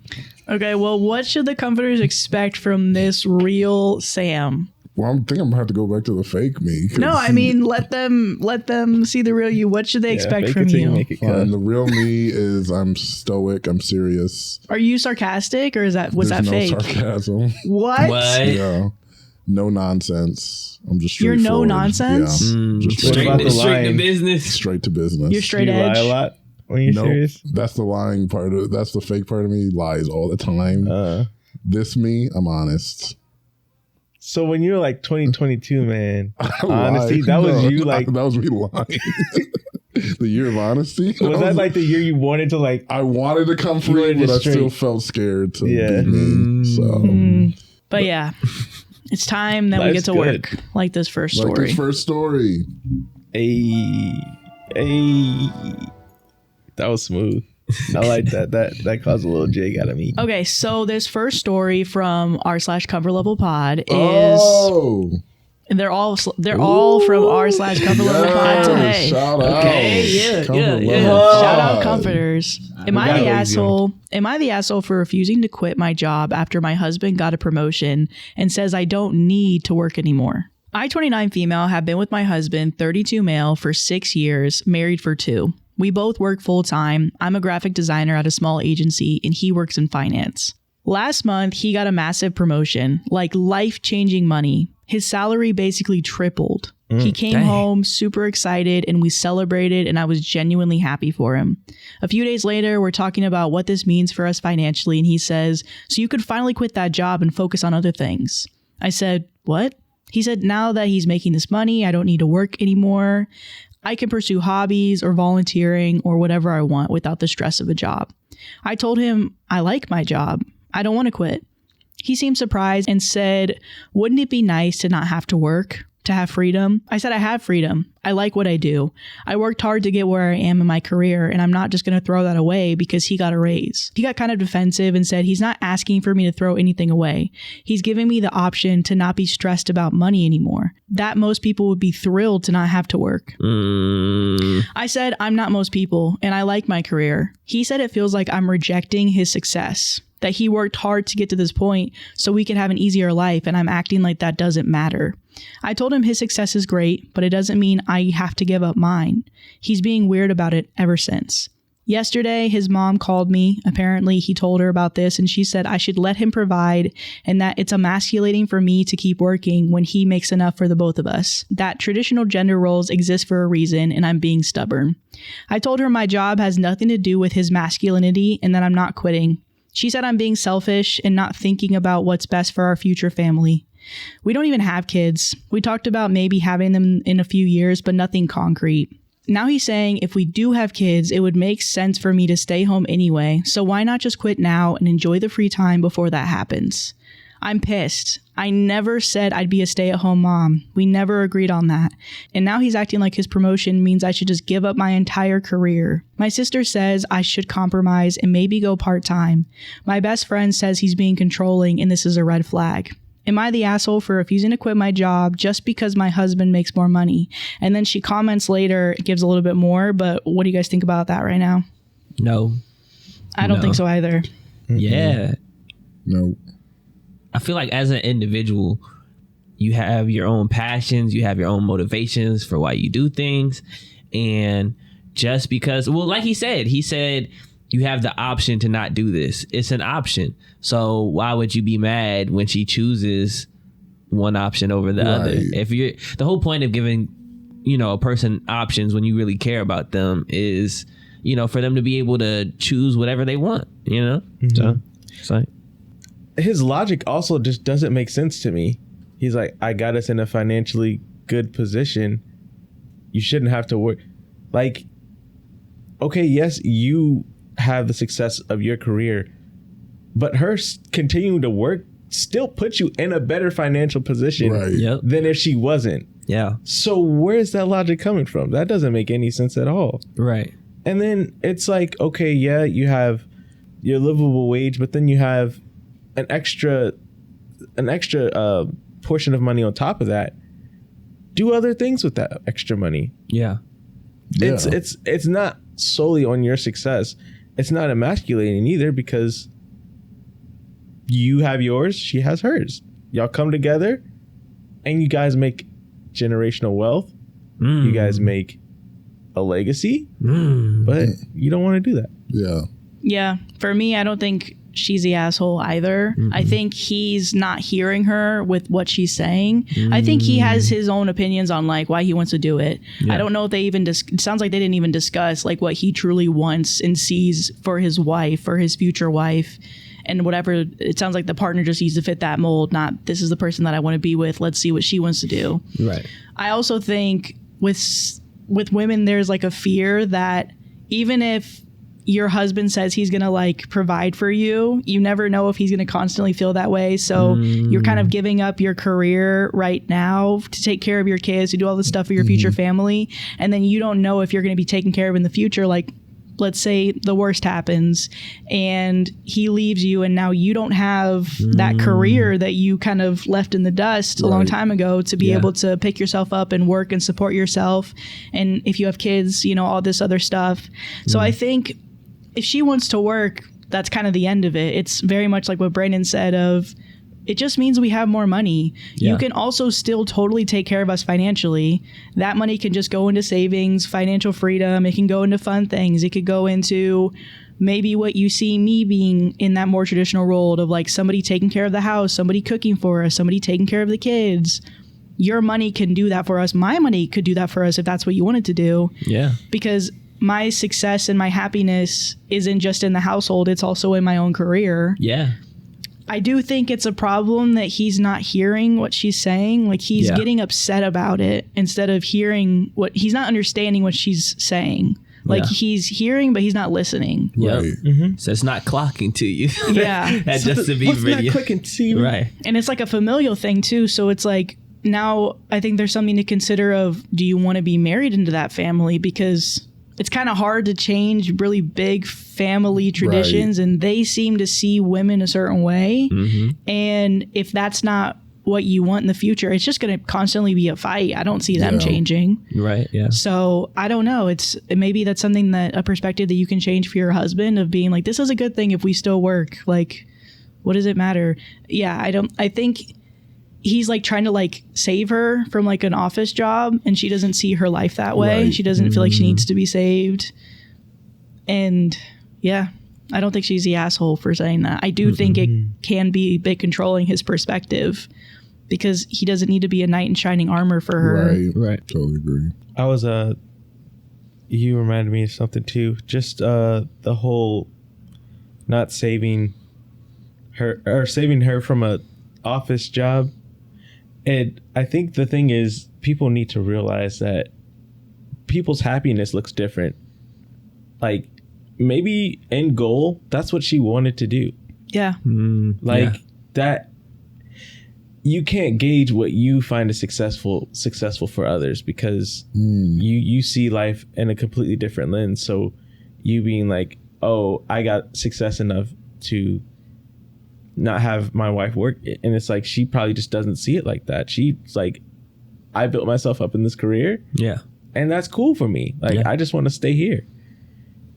But then also, I also didn't like the fact that the parents were already involved in it. Yeah. Like, this is a very, at least to me, straightforward just conversation to get on the same page. The fact that he got his mom involved like that quick, I was like, yeah, that's kind of, Yeah. you can't just talk it out, bro. Right. Like, Yeah. I think they need to do like couples counseling, because he needs to like hear what she's saying, and maybe like with a mediator that's not family and that doesn't have a side in it, they could maybe really help work out their future relationship, you know? Okay. So go ahead. I'm sorry. Cause I was just going to read the update or like the comment. So go ahead. What Brandon kind of spoke to me a little bit about, just because it makes you happy doesn't necessarily mean it works for everybody. Like, you have this idea, I think, because if you gave him the benefit of the doubt and you're like, he wanted to give his wife like freedom to do whatever she wants and get her out of whatever job that she may or may not like, you still have to, like, you're in a relationship, you're in a partner relationship where it is reciprocal. It's like your wife had a birthday and you bought her a trip to your favorite football team, and you're like, and we get to go over to the city, go to this game, we'll eat and do all this stuff, and you're like, you like that, right? And she's like, no, it's my birthday, and that's like you getting mad at her saying that. Because you're like, this is the perfect day. Yeah, exactly. It's your perfect day, not hers. But not for me. You didn't even consider me in that action. So I'm like, that's how I think you're exactly right, that there needs to be some mediator. Like, do you understand what she's saying? It's not, she's not rejecting your success. She's probably very happy. This benefits her. You making more money benefits her. Yeah. That doesn't mean that she wants to get rid of something that she's been working on for a long period of time. And she seems to be passionate about graphic designer. That's something she's interested in. Yeah. So yeah, definitely get someone involved in this. And let's talk this out. Get the family out. Get it out. Right. I Yeah, think for sure. I think the only way that it is also going to be helpful too is if he's open to changing his mind on what he thinks he's doing for her. Because I do think that is a good analogy of like, well, this is what I would think my wife would want. It's like, well, just ask your wife. Like the conversation could have been so different if he came back and he was like, so like, you know, we have enough money. Like, you don't have to go to work if you don't need to. Instead of being like, when are you going to quit, babe? Like, it's like, what do you mean? Whoa. Yeah. And then getting offended that I don't know, that she's like, well, I don't actually want to do that. I feel like I've seen this scenario in a movie before, or multiple movies, of like, you don't have to work anymore, you can stop. Yeah, or not even necessarily just that, but just like the husband coming in and like not considering what the wife actually wants. Yeah. And they just present like this grandiose thing. And then the wife is just like, oh, okay. But she's not really going along with, you know, what the husband is like presenting or whatever. I just feel like I've seen this scenario in a movie. Probably. Yeah. Because the better way to come at it is like, hey, babe, I'm making 3 times as much money as I was making. Now, if money's no object to you, what do you want to do? Are you doing the thing that you want to be doing? Yeah. Because now we have the ability to change that. And then your wife is like, well, I love doing this. Good. Now we're going to have more money. And now we can figure out what to do with this more money. Yep. We don't need you to get rid of your job. So now we can do something else with it. Yeah, because you're a couple. It gives you space. If he's making that much more money, it gives you space. I would wonder, like, at least me, my first thought is, do you want to go back to school for something else? Right. Like, is graphic design really what you're passionate about? Because if that's cool, stay. You know, you should already know if that's your partner, that you should have an idea. Well, yes, but also some people chase careers just for the money, not necessarily for the passion of it. So it's like, now we literally are in a position where you can chase what you're passionate about. If you want to do underwater pottery for some odd reason, you can go to school for that. Is that a thing? Underwater That's very basket weaving specific. is. Right now. Pottery, I feel like the clay would just Right. go dissolve So I'm away. like, if you could do that, I'm like, nah, that's cool. You got to get in the air pocket. There was one time I was thinking about joining the military for like 5 seconds Oh my god. because I saw on their careers list that you could basically like be a photographer for whatever military you're joining. Dang, and so I think it okay. was the Navy, and like you could like That's take definitely like Navy. pictures underwater for them or whatever. Oh. And I was like, oh, that is cool. But then obviously I'm like, I'm not gonna do boot camp, and I'm You not have that to. patriotic. So I'm like, I guess I think that's I'm the out. main part of it. Yeah, I know. I think I'm like out. Right. He said, I just want to be a photographer. I would Take the freelance Navy for. out. No, I'm just kidding. That's what I was thinking I'll take years a ago. contract Once I with the saw military. that. Right. Yeah. Uh-huh. And then the other thing I think too is, let's say OP decides to what's the word where you like give in to somebody to like Acquiesce. to like Dang, boy. the word is, what does acquiesce mean? Like relent, give in to. Yeah, okay. So she acquiesces to her partner, and Yeah. You even ate though with she that. might not be that happy about it, she's like, whatever.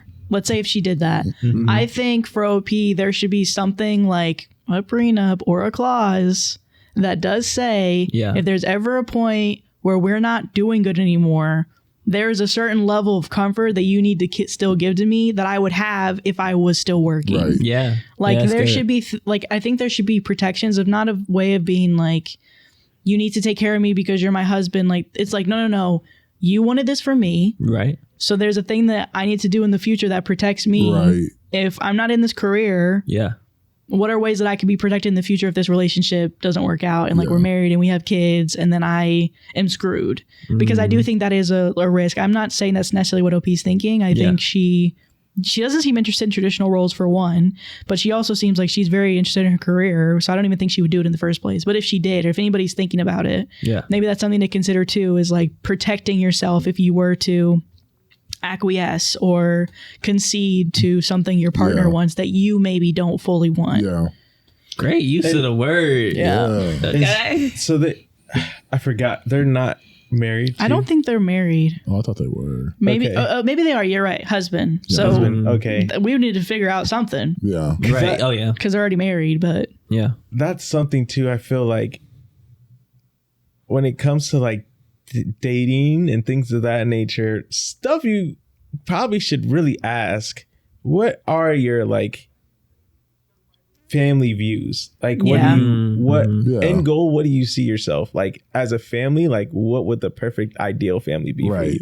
Not saying that we're gonna meet that or we're gonna try our hardest to get there, but just so we're on the same page. Right. We Yeah. know what Because we're working with. Then you don't work or you run into stuff like this where it's like, I'm in my career. Yeah, good. You're providing for the house, but I'm still very much well adjusted in my career. like the kids will not be like they're gonna go to a daycare. You know, Right. they're not gonna be with me all the time for the next however many years. Who knows? Maybe if and when OP decides to have kids, that might change, and that's okay. But as of right now, she doesn't seem to be on that path. And Yeah. Right. yeah. Yeah. Stuff that I don't know. Just look out for that stuff. 'Cause- And honestly, it seems like a poor financial decision. It seems like a new money thing to do. As soon as you get more money, you're like, Let's add an "Whoa, expense." We immediately add expenses to it. Let's immediately rise to what our level is. Yeah. I'm like, that's actually bad financially. I thought about that too for a split second. I was like, okay, you tripled your salary. So it's like, it's not like a gradual type thing. It's like, no, it's like one day you're making this and the next day you're making this and you're immediately like quit your job. I don't know, that to me, that gave me kind of a weird feeling, because at least if I was in that thought process, I would have been like, let's taper it off. But obviously I wouldn't be in that position, but Taper.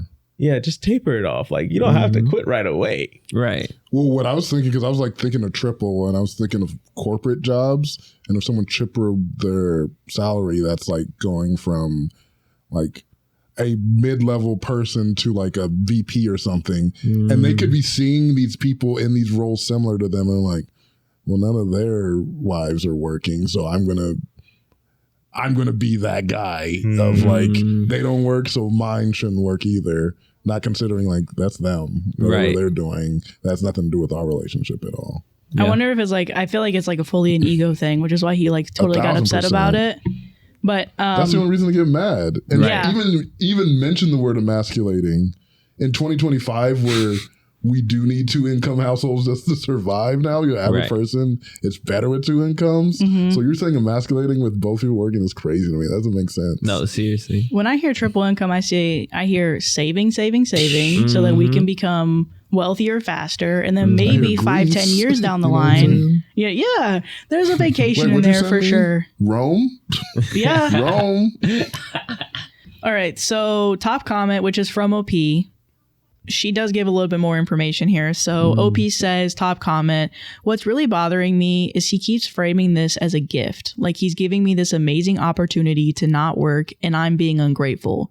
But I didn't ask for this. I like my job. Yeah, the pay isn't great compared to what he makes now, but I'm not doing it for the money. I'm doing it because I'm good at it and I enjoy it, and I've built relationships with clients and portfolios that I'm proud of. He keeps saying things like, you could sleep in every day and you wouldn't have to deal with your annoying boss anymore. Like, those are the reasons I work. And the comment about future kids really threw me. We've talked about kids in abstract terms, but never about me staying home. I always assumed we'd figure out childcare like everyone else does. His mom texting me about letting him provide in traditional roles is making me see where he gets this from. Like, he gets a promotion and suddenly he's decided I'm a 1950s housewife. Right. I'm not quitting my job. I worked too hard to get there.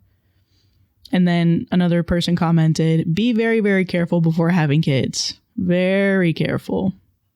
I guess they're just saying, think about if this is the person you want to be with for the rest of your life before you have kids with them. Scratch that. Be careful in the bedroom. I can see how this could be easy setup, because once it happens and he's like, well, we're about to have kids, like we talked about, I could see that getting set up really fast. But then also, my thing is, for OP, I would start asking, I guess, the harder questions too. Like, okay, if I really do this, what's the fine print you're not telling me? Because you're only selling me the opportunity. Hey, you get to sleep in. You don't have to work anymore. Good. Plus. Right. Why? Right. What is the expectation if I do that? Or what are you expecting me to do? Right. Because I'm telling you right now, it's not going to play out like that. Yep. Yeah. And especially since, it seems like he made this decision and he's kind of riding it out in ego. It's like, okay, if she did go along with that, I feel like he's the type of dude that would be like, yeah, and I'm providing for us or whatever, so holding it like over her head, you know what I mean? And it would just be like a really bad situation. Well, even with like what Brandon said of like, what are the expectations? It kind of makes me think about like how he views like stay-at-home parents. If he thinks like, you're not working, you get to sleep in, like you get all this stuff. If he's thinking about it right now with like what she would have, and is like, you're saying, is she gonna have expectations of like, well, what's for dinner, or like, are you gonna keep the house clean? Because that's labor, but now she's not getting paid for labor, and he's already being like, well, you wouldn't have to work. It's like, well, am I literally going to be left alone? I'm going to get to do whatever I want all day. You don't expect anything from me. Right. Like you said, unlikely, especially if he already has these ideals of eventually you're going to be raising a family, which that in and of itself is so much work.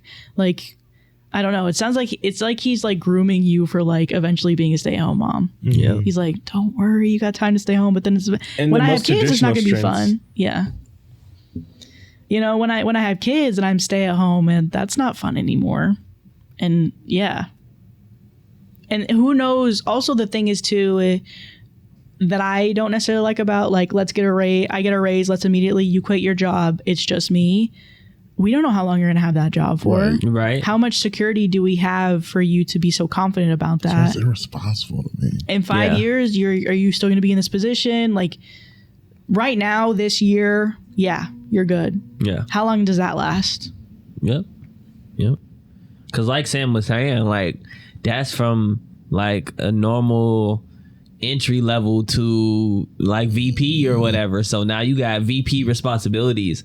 Are you able to handle that weight and keep that money coming in for however long? Like you said, like might not even be a year. You might not even make it to a year. Yeah. You just feeling, you want some hot stuff right now because you just got into it. You haven't felt the weight of the new position yet, Mm-hmm. Because if my wife comes back and she's like, I'm making 3 times as much money and you can quit your job, I'm like, no, what we're going to do, I'm going to keep my job. Yeah. We're going to stay at the same level, everything, and all that triple that we got extra, that's going somewhere. It's going to invest. It's going to save. Yeah. We're not changing anything about our life. Man, I could tell y'all cousins. Brandon was saying the same thing. That boy said legacy. He said our future. Invest. Because you can plan for the future right there. Yeah. Yeah, especially when it's like a tripled salary. Yeah. And then you're living based off of the lowest income that's coming into the house. Mm-hmm. So it's like you're still at a level which is manageable. Yeah. But now your future is so well taken care of, you don't have to worry about tomorrow. Yep. The only time I would actually feel safe enough to like completely quit my job and never work is if you can tell me for the next 25 years we are set up to live a above average life. That's valid. If you can show me all of that, that's where I'm like, okay, that's where I feel safe because I see it. Yeah. If it's just the next year, the next few years, I'm like, that's nothing. Right. That can change in a second, sadly. Mm-hmm. Yeah. So I'm like, I don't feel safe to leave. That's another thing too, is giving, if he talks about how he wants to have this traditional role, is providing is not just the 1 year. It's like, you need to show me, like you said, legacy, like a long period of time where we are going to be okay. Yep. If you lose your job, are we going to be okay? Yep. Are we going to be able to maintain this level of what you want us to have? Like, how about some vision, buddy? How about looking into the future? He's looking to have those kids. I need a different type of vision. Yeah. Right. Not that vision. You need to change up your glasses. I don't like that. Man, some people just refuse to change. Like this next story. That one shocked him. That was a good one. Right. That was easy. He's about to do another point. No. He didn't even have to lead into it. All he was like, it's right there. Well, I thought you were going to do it when you said change. I was like, oh. Nope. No, I was like, I wanted to say something. Am I the asshole for refusing to change my last name after marriage because my husband assumed I would? I, 31 female, got married 3 months ago to my husband, 33 male. We've been together for 5 years and I love him, but we're having our first major fight as a married couple. Throughout our entire relationship and engagement, we never explicitly discussed whether I changed my last name. I just assumed he knew I wasn't planning to. I have a professional reputation built on my name. I'm published in academic journals. I've presented at conferences. My entire career is tied to this name. I'm also the last person in my family with this surname since my brother took his wife's name. After the wedding, we were filling out paperwork to add to his insurance. He handed me the form and I filled it out with my legal name, my maiden name. He looked at me and said, "You forgot to put your new last name." I said, "I didn't change it." He looked genuinely shocked, said he assumed that I would because that's what people do when they get married. I said we never discussed it and I never planned to change it. He got upset, said it's important to him that we share a last name as a family, that it's traditional, and he thought I understood that. I told him my career and identity are important to me and that sharing a life together doesn't require sharing a last name. He said I should have told him before the wedding if I wasn't going to change it, that he feels blindsided and that I'm not fully committed to the marriage. I said he should have asked instead of assuming, and that keeping my name has nothing to do with my commitment. Now he's sulking, and his mother called me yesterday saying I'm being disrespectful to their family name and that I'm being stubborn and modern for no reason. She said when she got married, taking her husband's name was an honor, and I'm treating it like it doesn't matter. My own mother is on my side, but says I should have brought it up before the wedding to avoid this mess. My friends are split. Some say it's my name and my choice. Others say I should have communicated this clearly before getting married. Am I the asshole for not changing my name when my husband assumed I would? No. And I feel like the blame isn't necessarily on either side for the conversation not happening before the marriage. Right. You know, it's like either one of them could have brought it up and or they could have went to counseling and had that question discussed, but it didn't. So it's just like, how do we move on from here? Right. But I don't blame either side for being the reason why that conversation didn't happen. Right, because they both assumed. Right. She said you shouldn't have assumed, but she also admitted in the beginning, she's like, I assumed. Yeah. Yeah. I do think she has, she has no need to change her name if she doesn't want to. Right. She has a really good reason to do it, talking about how she's published with that name. Yeah. Yeah, that's a big one. Yeah, I do agree with you, Josh, of like, I don't think it's either person's fault. I don't think you're the asshole for saying no, especially now. I don't think you should do it. For saying no. You shouldn't be forced into doing it if you don't want to do it. Yeah.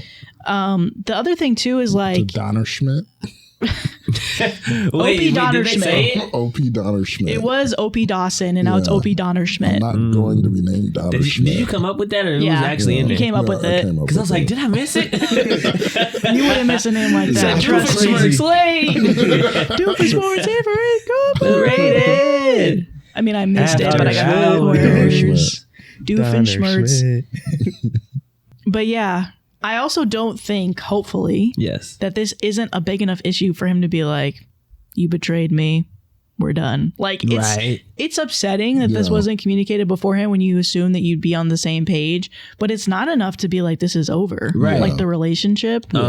So I know he's upset now, but to a certain extent, I don't really know how upset I would be for that long. Yeah. You know? I think it, like Josh saying, it's not really either one of their fault. So I think you can be both of you can be initially upset, but it's something, y'all just got married. This is unfortunately your first hurdle that y'all got to overcome. Yeah. Because I still come from the standpoint, the older I get, I do think it's somewhat weird. I don't think it's weird, but I do think it's somewhat weird that we even do the name thing. Yeah.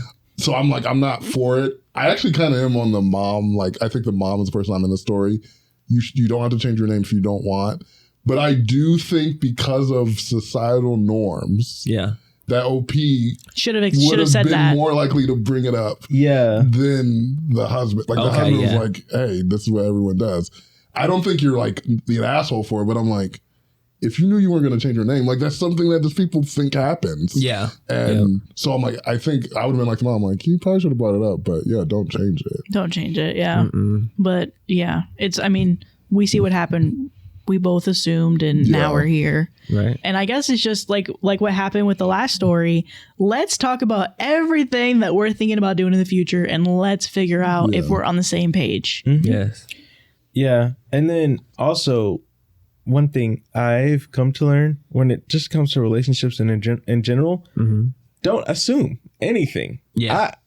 And people will kind of gloss over what they think it might be a stupid question, but that stupid question could save you from a lot of heartbreak. So true. Yes. Yeah. You assumed this is not going to be a big deal, but it's like, you don't know it's not going to be a big deal.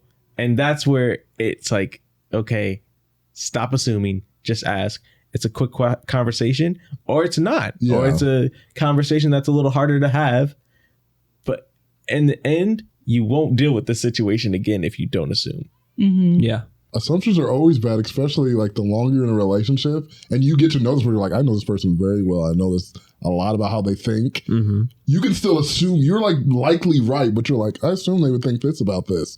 You don't know until you ask. Yeah. Dang. You could even create issues in your head because like, I assume they're going to think this, so I don't even want to broach the subject, or I want to bring up another topic, do it a different way because I'm assuming they're going. You create issues out of your assumptions. Yeah. And you gauge their reaction based on your own uncertainties of life. Yeah. When it's like, it really couldn't play out like that. I mean, yes, you can know someone, but you never truly know somebody. You don't know everything about anyone. Yeah. Yep. So top comment. One of my coworkers changed his last name to his wife's. Nothing stopping your husband from doing that. He can make his own choice. You can make yours. Because the husband was like, this matters to me. I was like, what is that? Why is this? I was like, if that is the TV, that is loud. Boy, getting a booty call. Wait a minute. He didn't deny it. Right. Well, probably had a booty call, but maybe somebody important. Mm-hmm.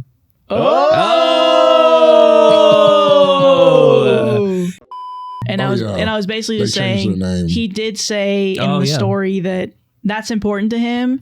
And I guess he could just do like what they're saying, what OP's brother actually did, which is he changed his name, which is very progressive. Very Sadly, progressive. it's not like, let's pick the coolest name. It's too progressive for me. Too progressive for me. Adam. No, Wait. bleep will be. I want to do the fake name. I like that too. Ooh. Let's go fancy. Let's Yeah, go that's McAllister. Dang. Let's do something crazy. Bonanici. You're doing I guess it's not Italian, for you huh? to think about, but I instantly thought Bonamici. about like, okay, like the family that you're coming from, like finding out that you're They doing would clown that. you. Not necessarily clowning you, but what if somebody's like really like diehard angry that you're not, There you know? are going to be people like that's like, Yeah, but I'm like, it's what we want. I don't- exactly. Yeah, it's not that's about the way you need y'all. to think about it. But there's definitely going to be family like, you're trying to get rid of the crier name? Right? At the end of the day, there is a man that is or was named Meta World Peace. And Yeah. that should prove to anyone. Ron Artest, What? the basketball player, he changed Yeah. his name to Meta World Peace. The one who was in the Malice at the Palace basketball brawl where he punched a fan and it caused a fight. Whoa. Dang. And he got suspended for like 2 years from the NBA. Yeah. And then he changed his name to Meta World Peace. Wow. So, I mean, anything's possible. Anything Yeah. is possible. Anything is possible. And his wife is Sally World Peace. Sally, Yeah, I mean, she's got to change her first name. Sally's got to change her first name. Sally World she's Peace. Jetta World Peace. Okay, so am I the asshole for setting boundaries with my longtime friend after realizing she's been stealing from my business? Nope. Yeah, I don't think that's crazy. Nah, not at all. Kind of sucks though. Nope. Yeah. Long-term that's friend, a but- sucky situation. Yeah. Okay, hi, my name is Luna, 30. I own a metaphysical and self-care business where I make everything by hand. Spiritual tools, ritual candles, tarot readings, and vegan body care products like whip soaps, body oils, and washes. I've been in business for 7 years, and after a long uphill battle, things are finally taking off thanks to the growth of my YouTube channel. Now onto the problem. I have a best friend, let's call her Rue, also 30. We've been friends for 16 years. She's basically family. Her kids call me Auntie Luna. But over the past year, I've noticed something that's really been bothering me. Rue and possibly her boyfriend keep stealing my products. Back in the summer, I closed my physical shop and I moved everything into storage because most of my sales happen online anyway. Rue and her baby daddy help me move. I'm a solo entrepreneur. I make and track every item myself, so I notice when something's missing. After the move, I realized a few candles, soaps, waist beads, and pieces of jewelry were gone.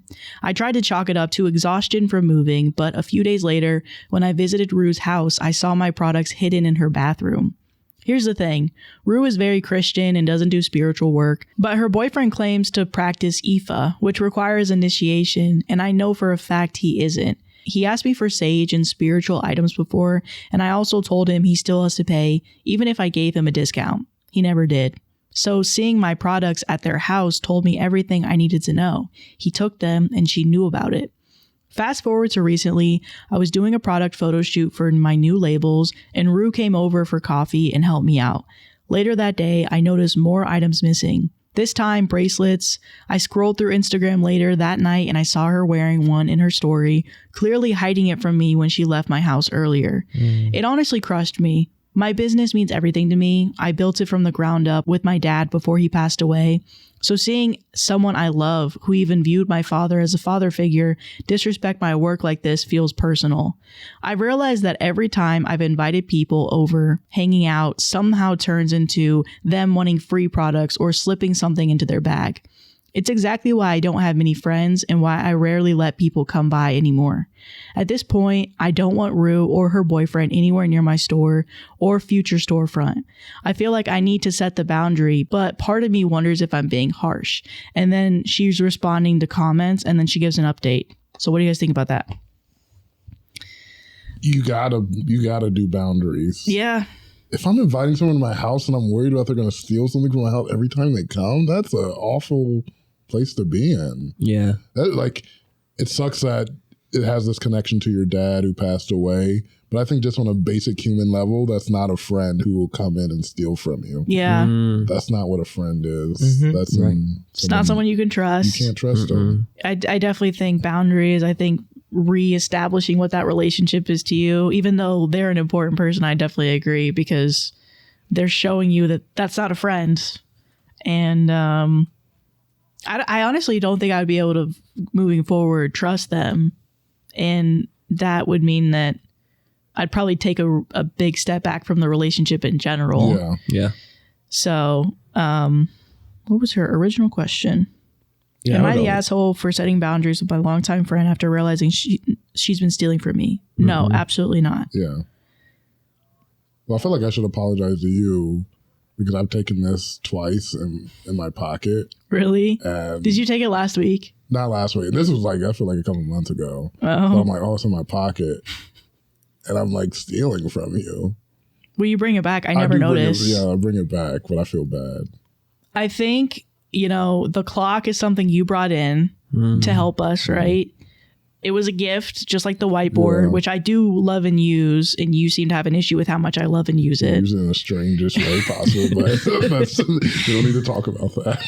And so I'm like, hey, if you take the remote that you bought home some days, that is what it is. I mean, you're also in charge of the clock. Yeah. So if we don't use it, then you end up figuring out another way that we can get the timer. Oh, so that's nice of you. as long as you bring it back, or else take that home with you too, I guess, so it can be used wherever it is. He just starts taking the So remote only.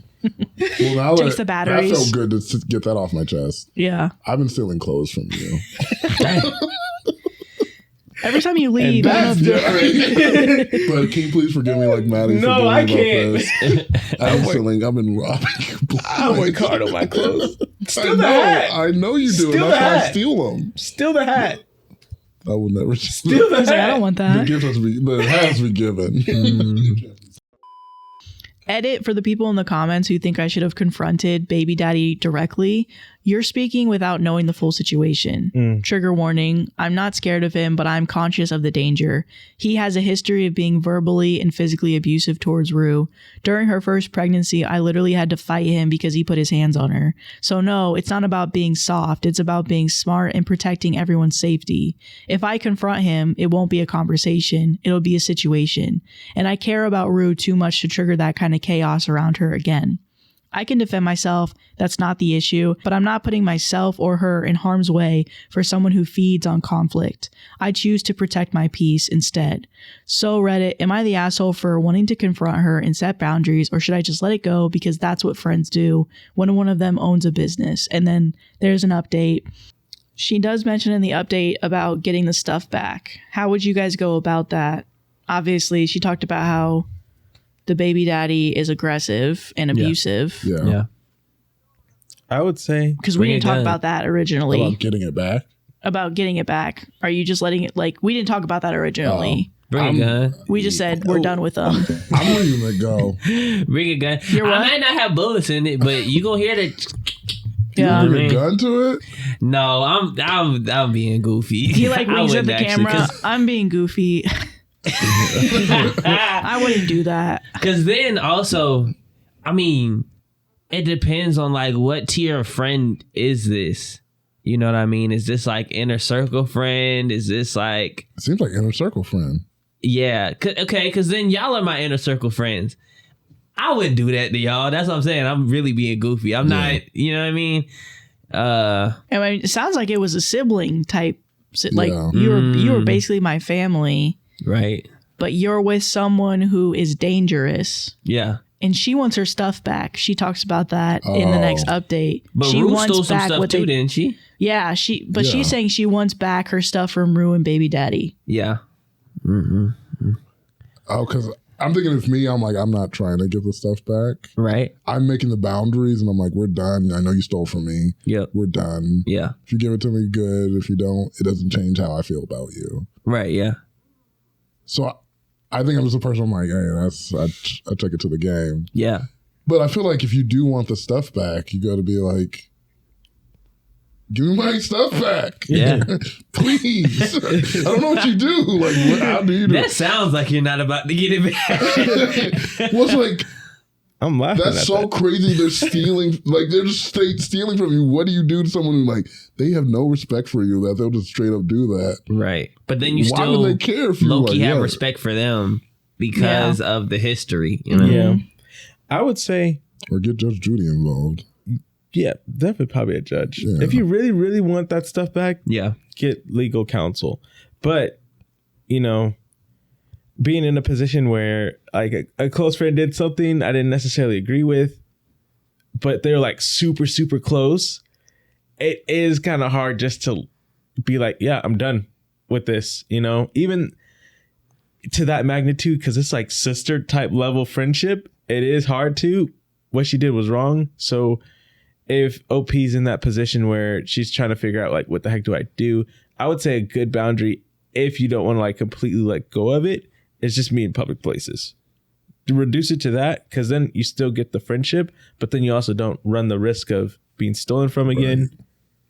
Right. But yeah, no, you need to get your stuff back. I would, yeah. Yeah. Okay, yeah. For me personally, I don't want to be friends with them anymore, even though it would hurt.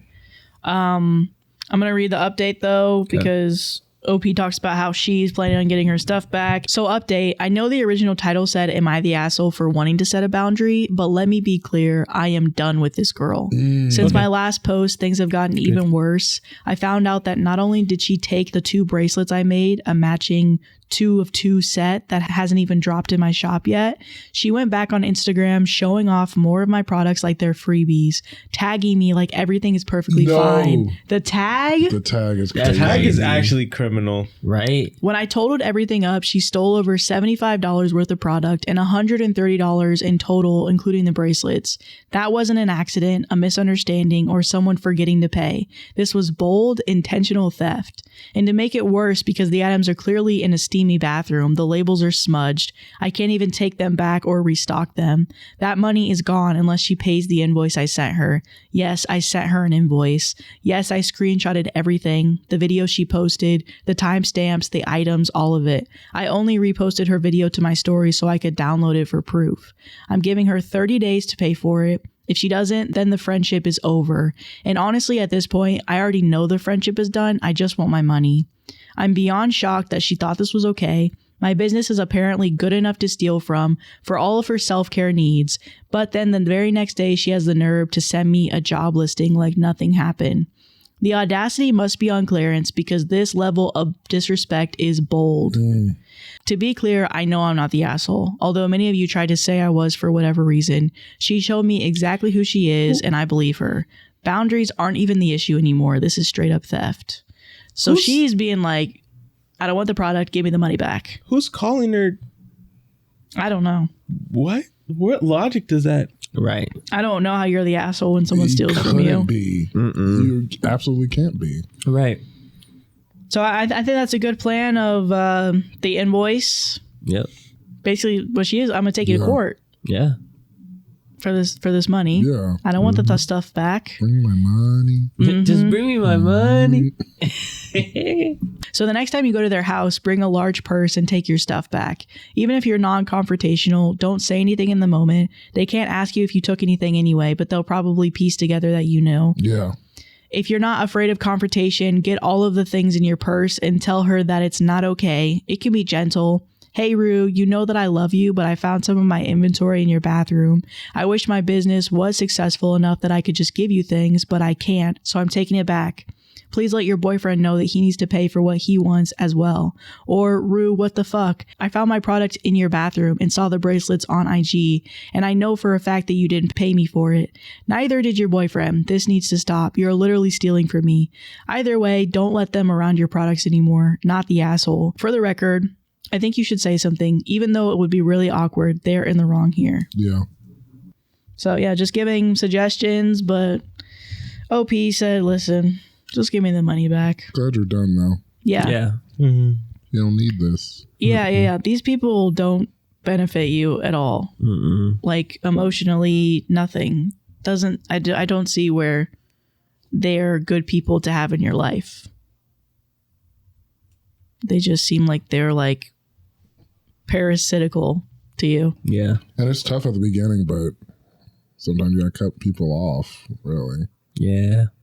I've had a friend who had hit on my girlfriend and hit on my ex-girlfriend.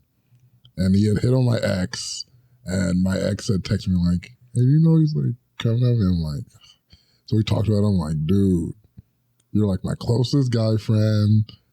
I know whatever going on with you that you thought you'd fine. Just don't do it again. He's like, cool, man. Thanks for saying it, blah, blah, blah.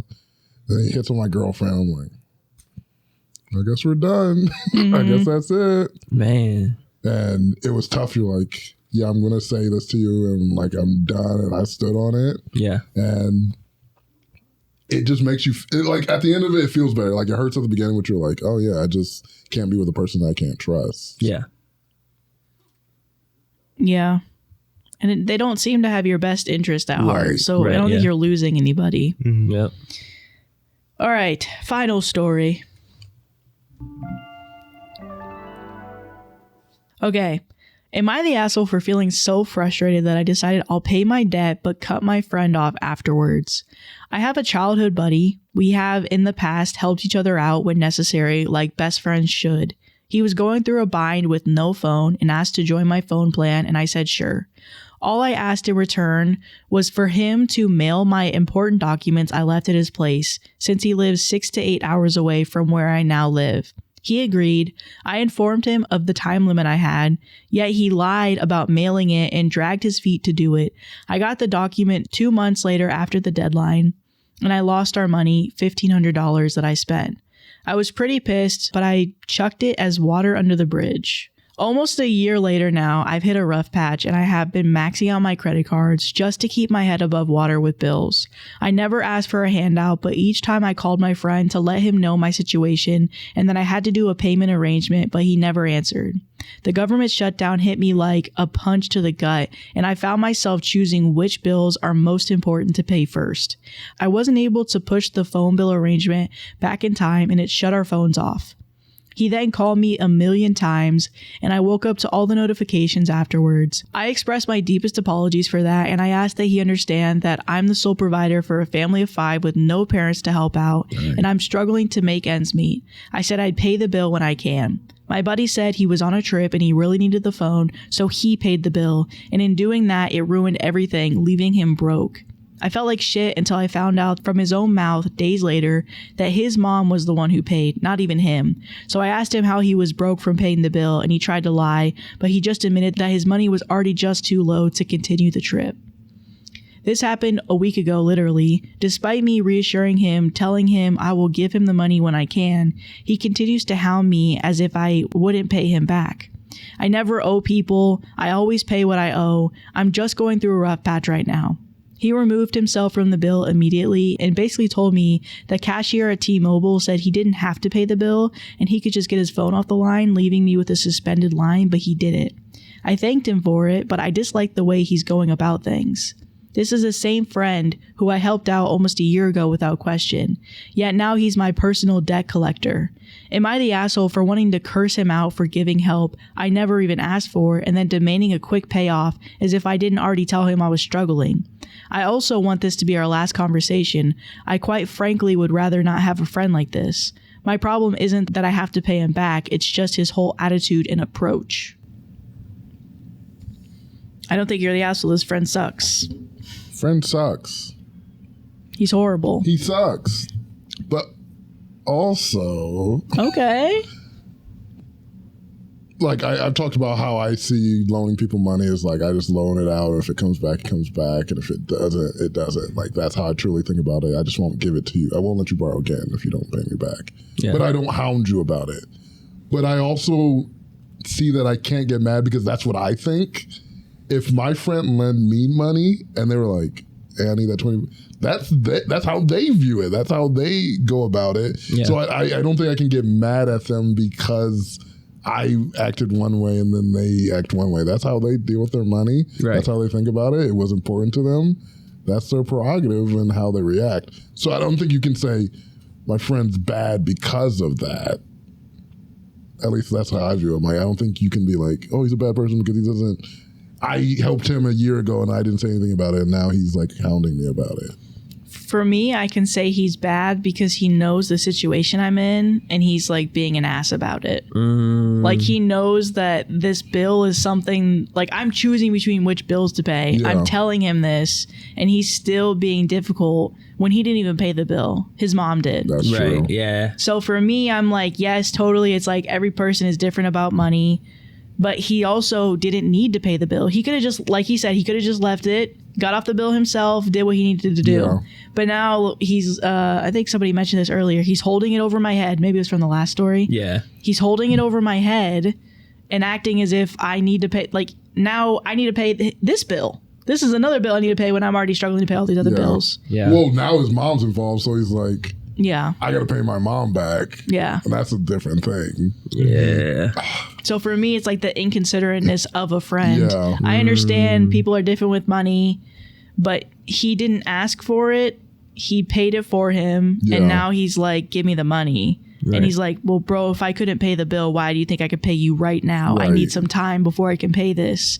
That's where I'm like, and even like OP said, he's like, I'm done with him after I do this. Yeah. Because it's just like, you know I'm struggling and you're doing this right now. Yeah. Like, this isn't a friend. This is, after I, like you said, maybe you can't do the whole thing of like, I helped you out because you don't know how they'll see it. Totally get that. But I guess that's just something he's learning is you wouldn't do the same for me that I would do for Yeah. you. But this is honestly, you shouldn't be getting with your friends in these kind of situations. Yeah. Because this is different than even loaning money. This is like continued financial arrangement, a joint bill with a friend. That's like a dangerous place to be in. To Yeah. me. Almost like, I mean, phones aren't a necessity, but in this day and age, it feels like a necessity. Phones are basically utilities now, Yeah. man. And I'm not getting in a phone bill with my friend. Mm-hmm. Well, I do miss the Sprint family plans. But your bill wasn't actually, it was like you were loosely together, but if you didn't pay your bill, it didn't affect me. I'm like, that's nice, but if we're not going to be on the same bill, I got to send you money every month? No. Yeah. No, I agree. He probably shouldn't have done that, but But you try to help your friends. you try and help your friends. Yeah. And I guess now you can look at it as a way of knowing once you pay this bill back and you get back up because, like you said, this is just a time where you're struggling now. This isn't forever. Yeah. Then your phone bill will be cheaper. Yeah. So, and you don't have to have the stress of dealing with somebody like this who's just hounding you when you're already struggling with money. Right. I do like what you said about consideration because I'm like, yeah, I didn't really consider that. It is, he is a bad friend in how he's acting. Well, I'm like, he's bad with finances. He's on a trip with no money. True. God, Midway that was through, crazy. and then he tried to blame you.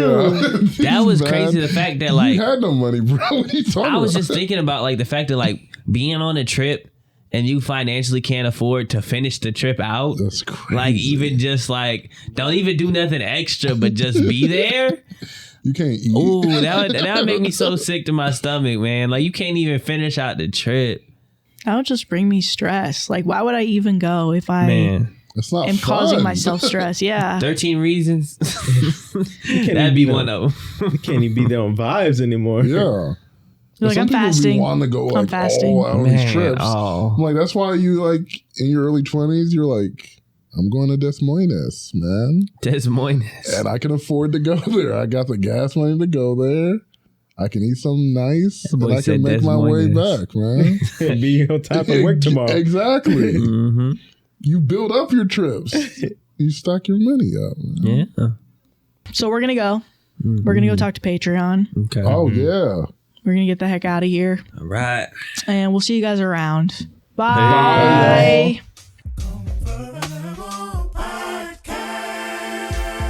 Just hit the like and subscribe. Just for that. Subscribe.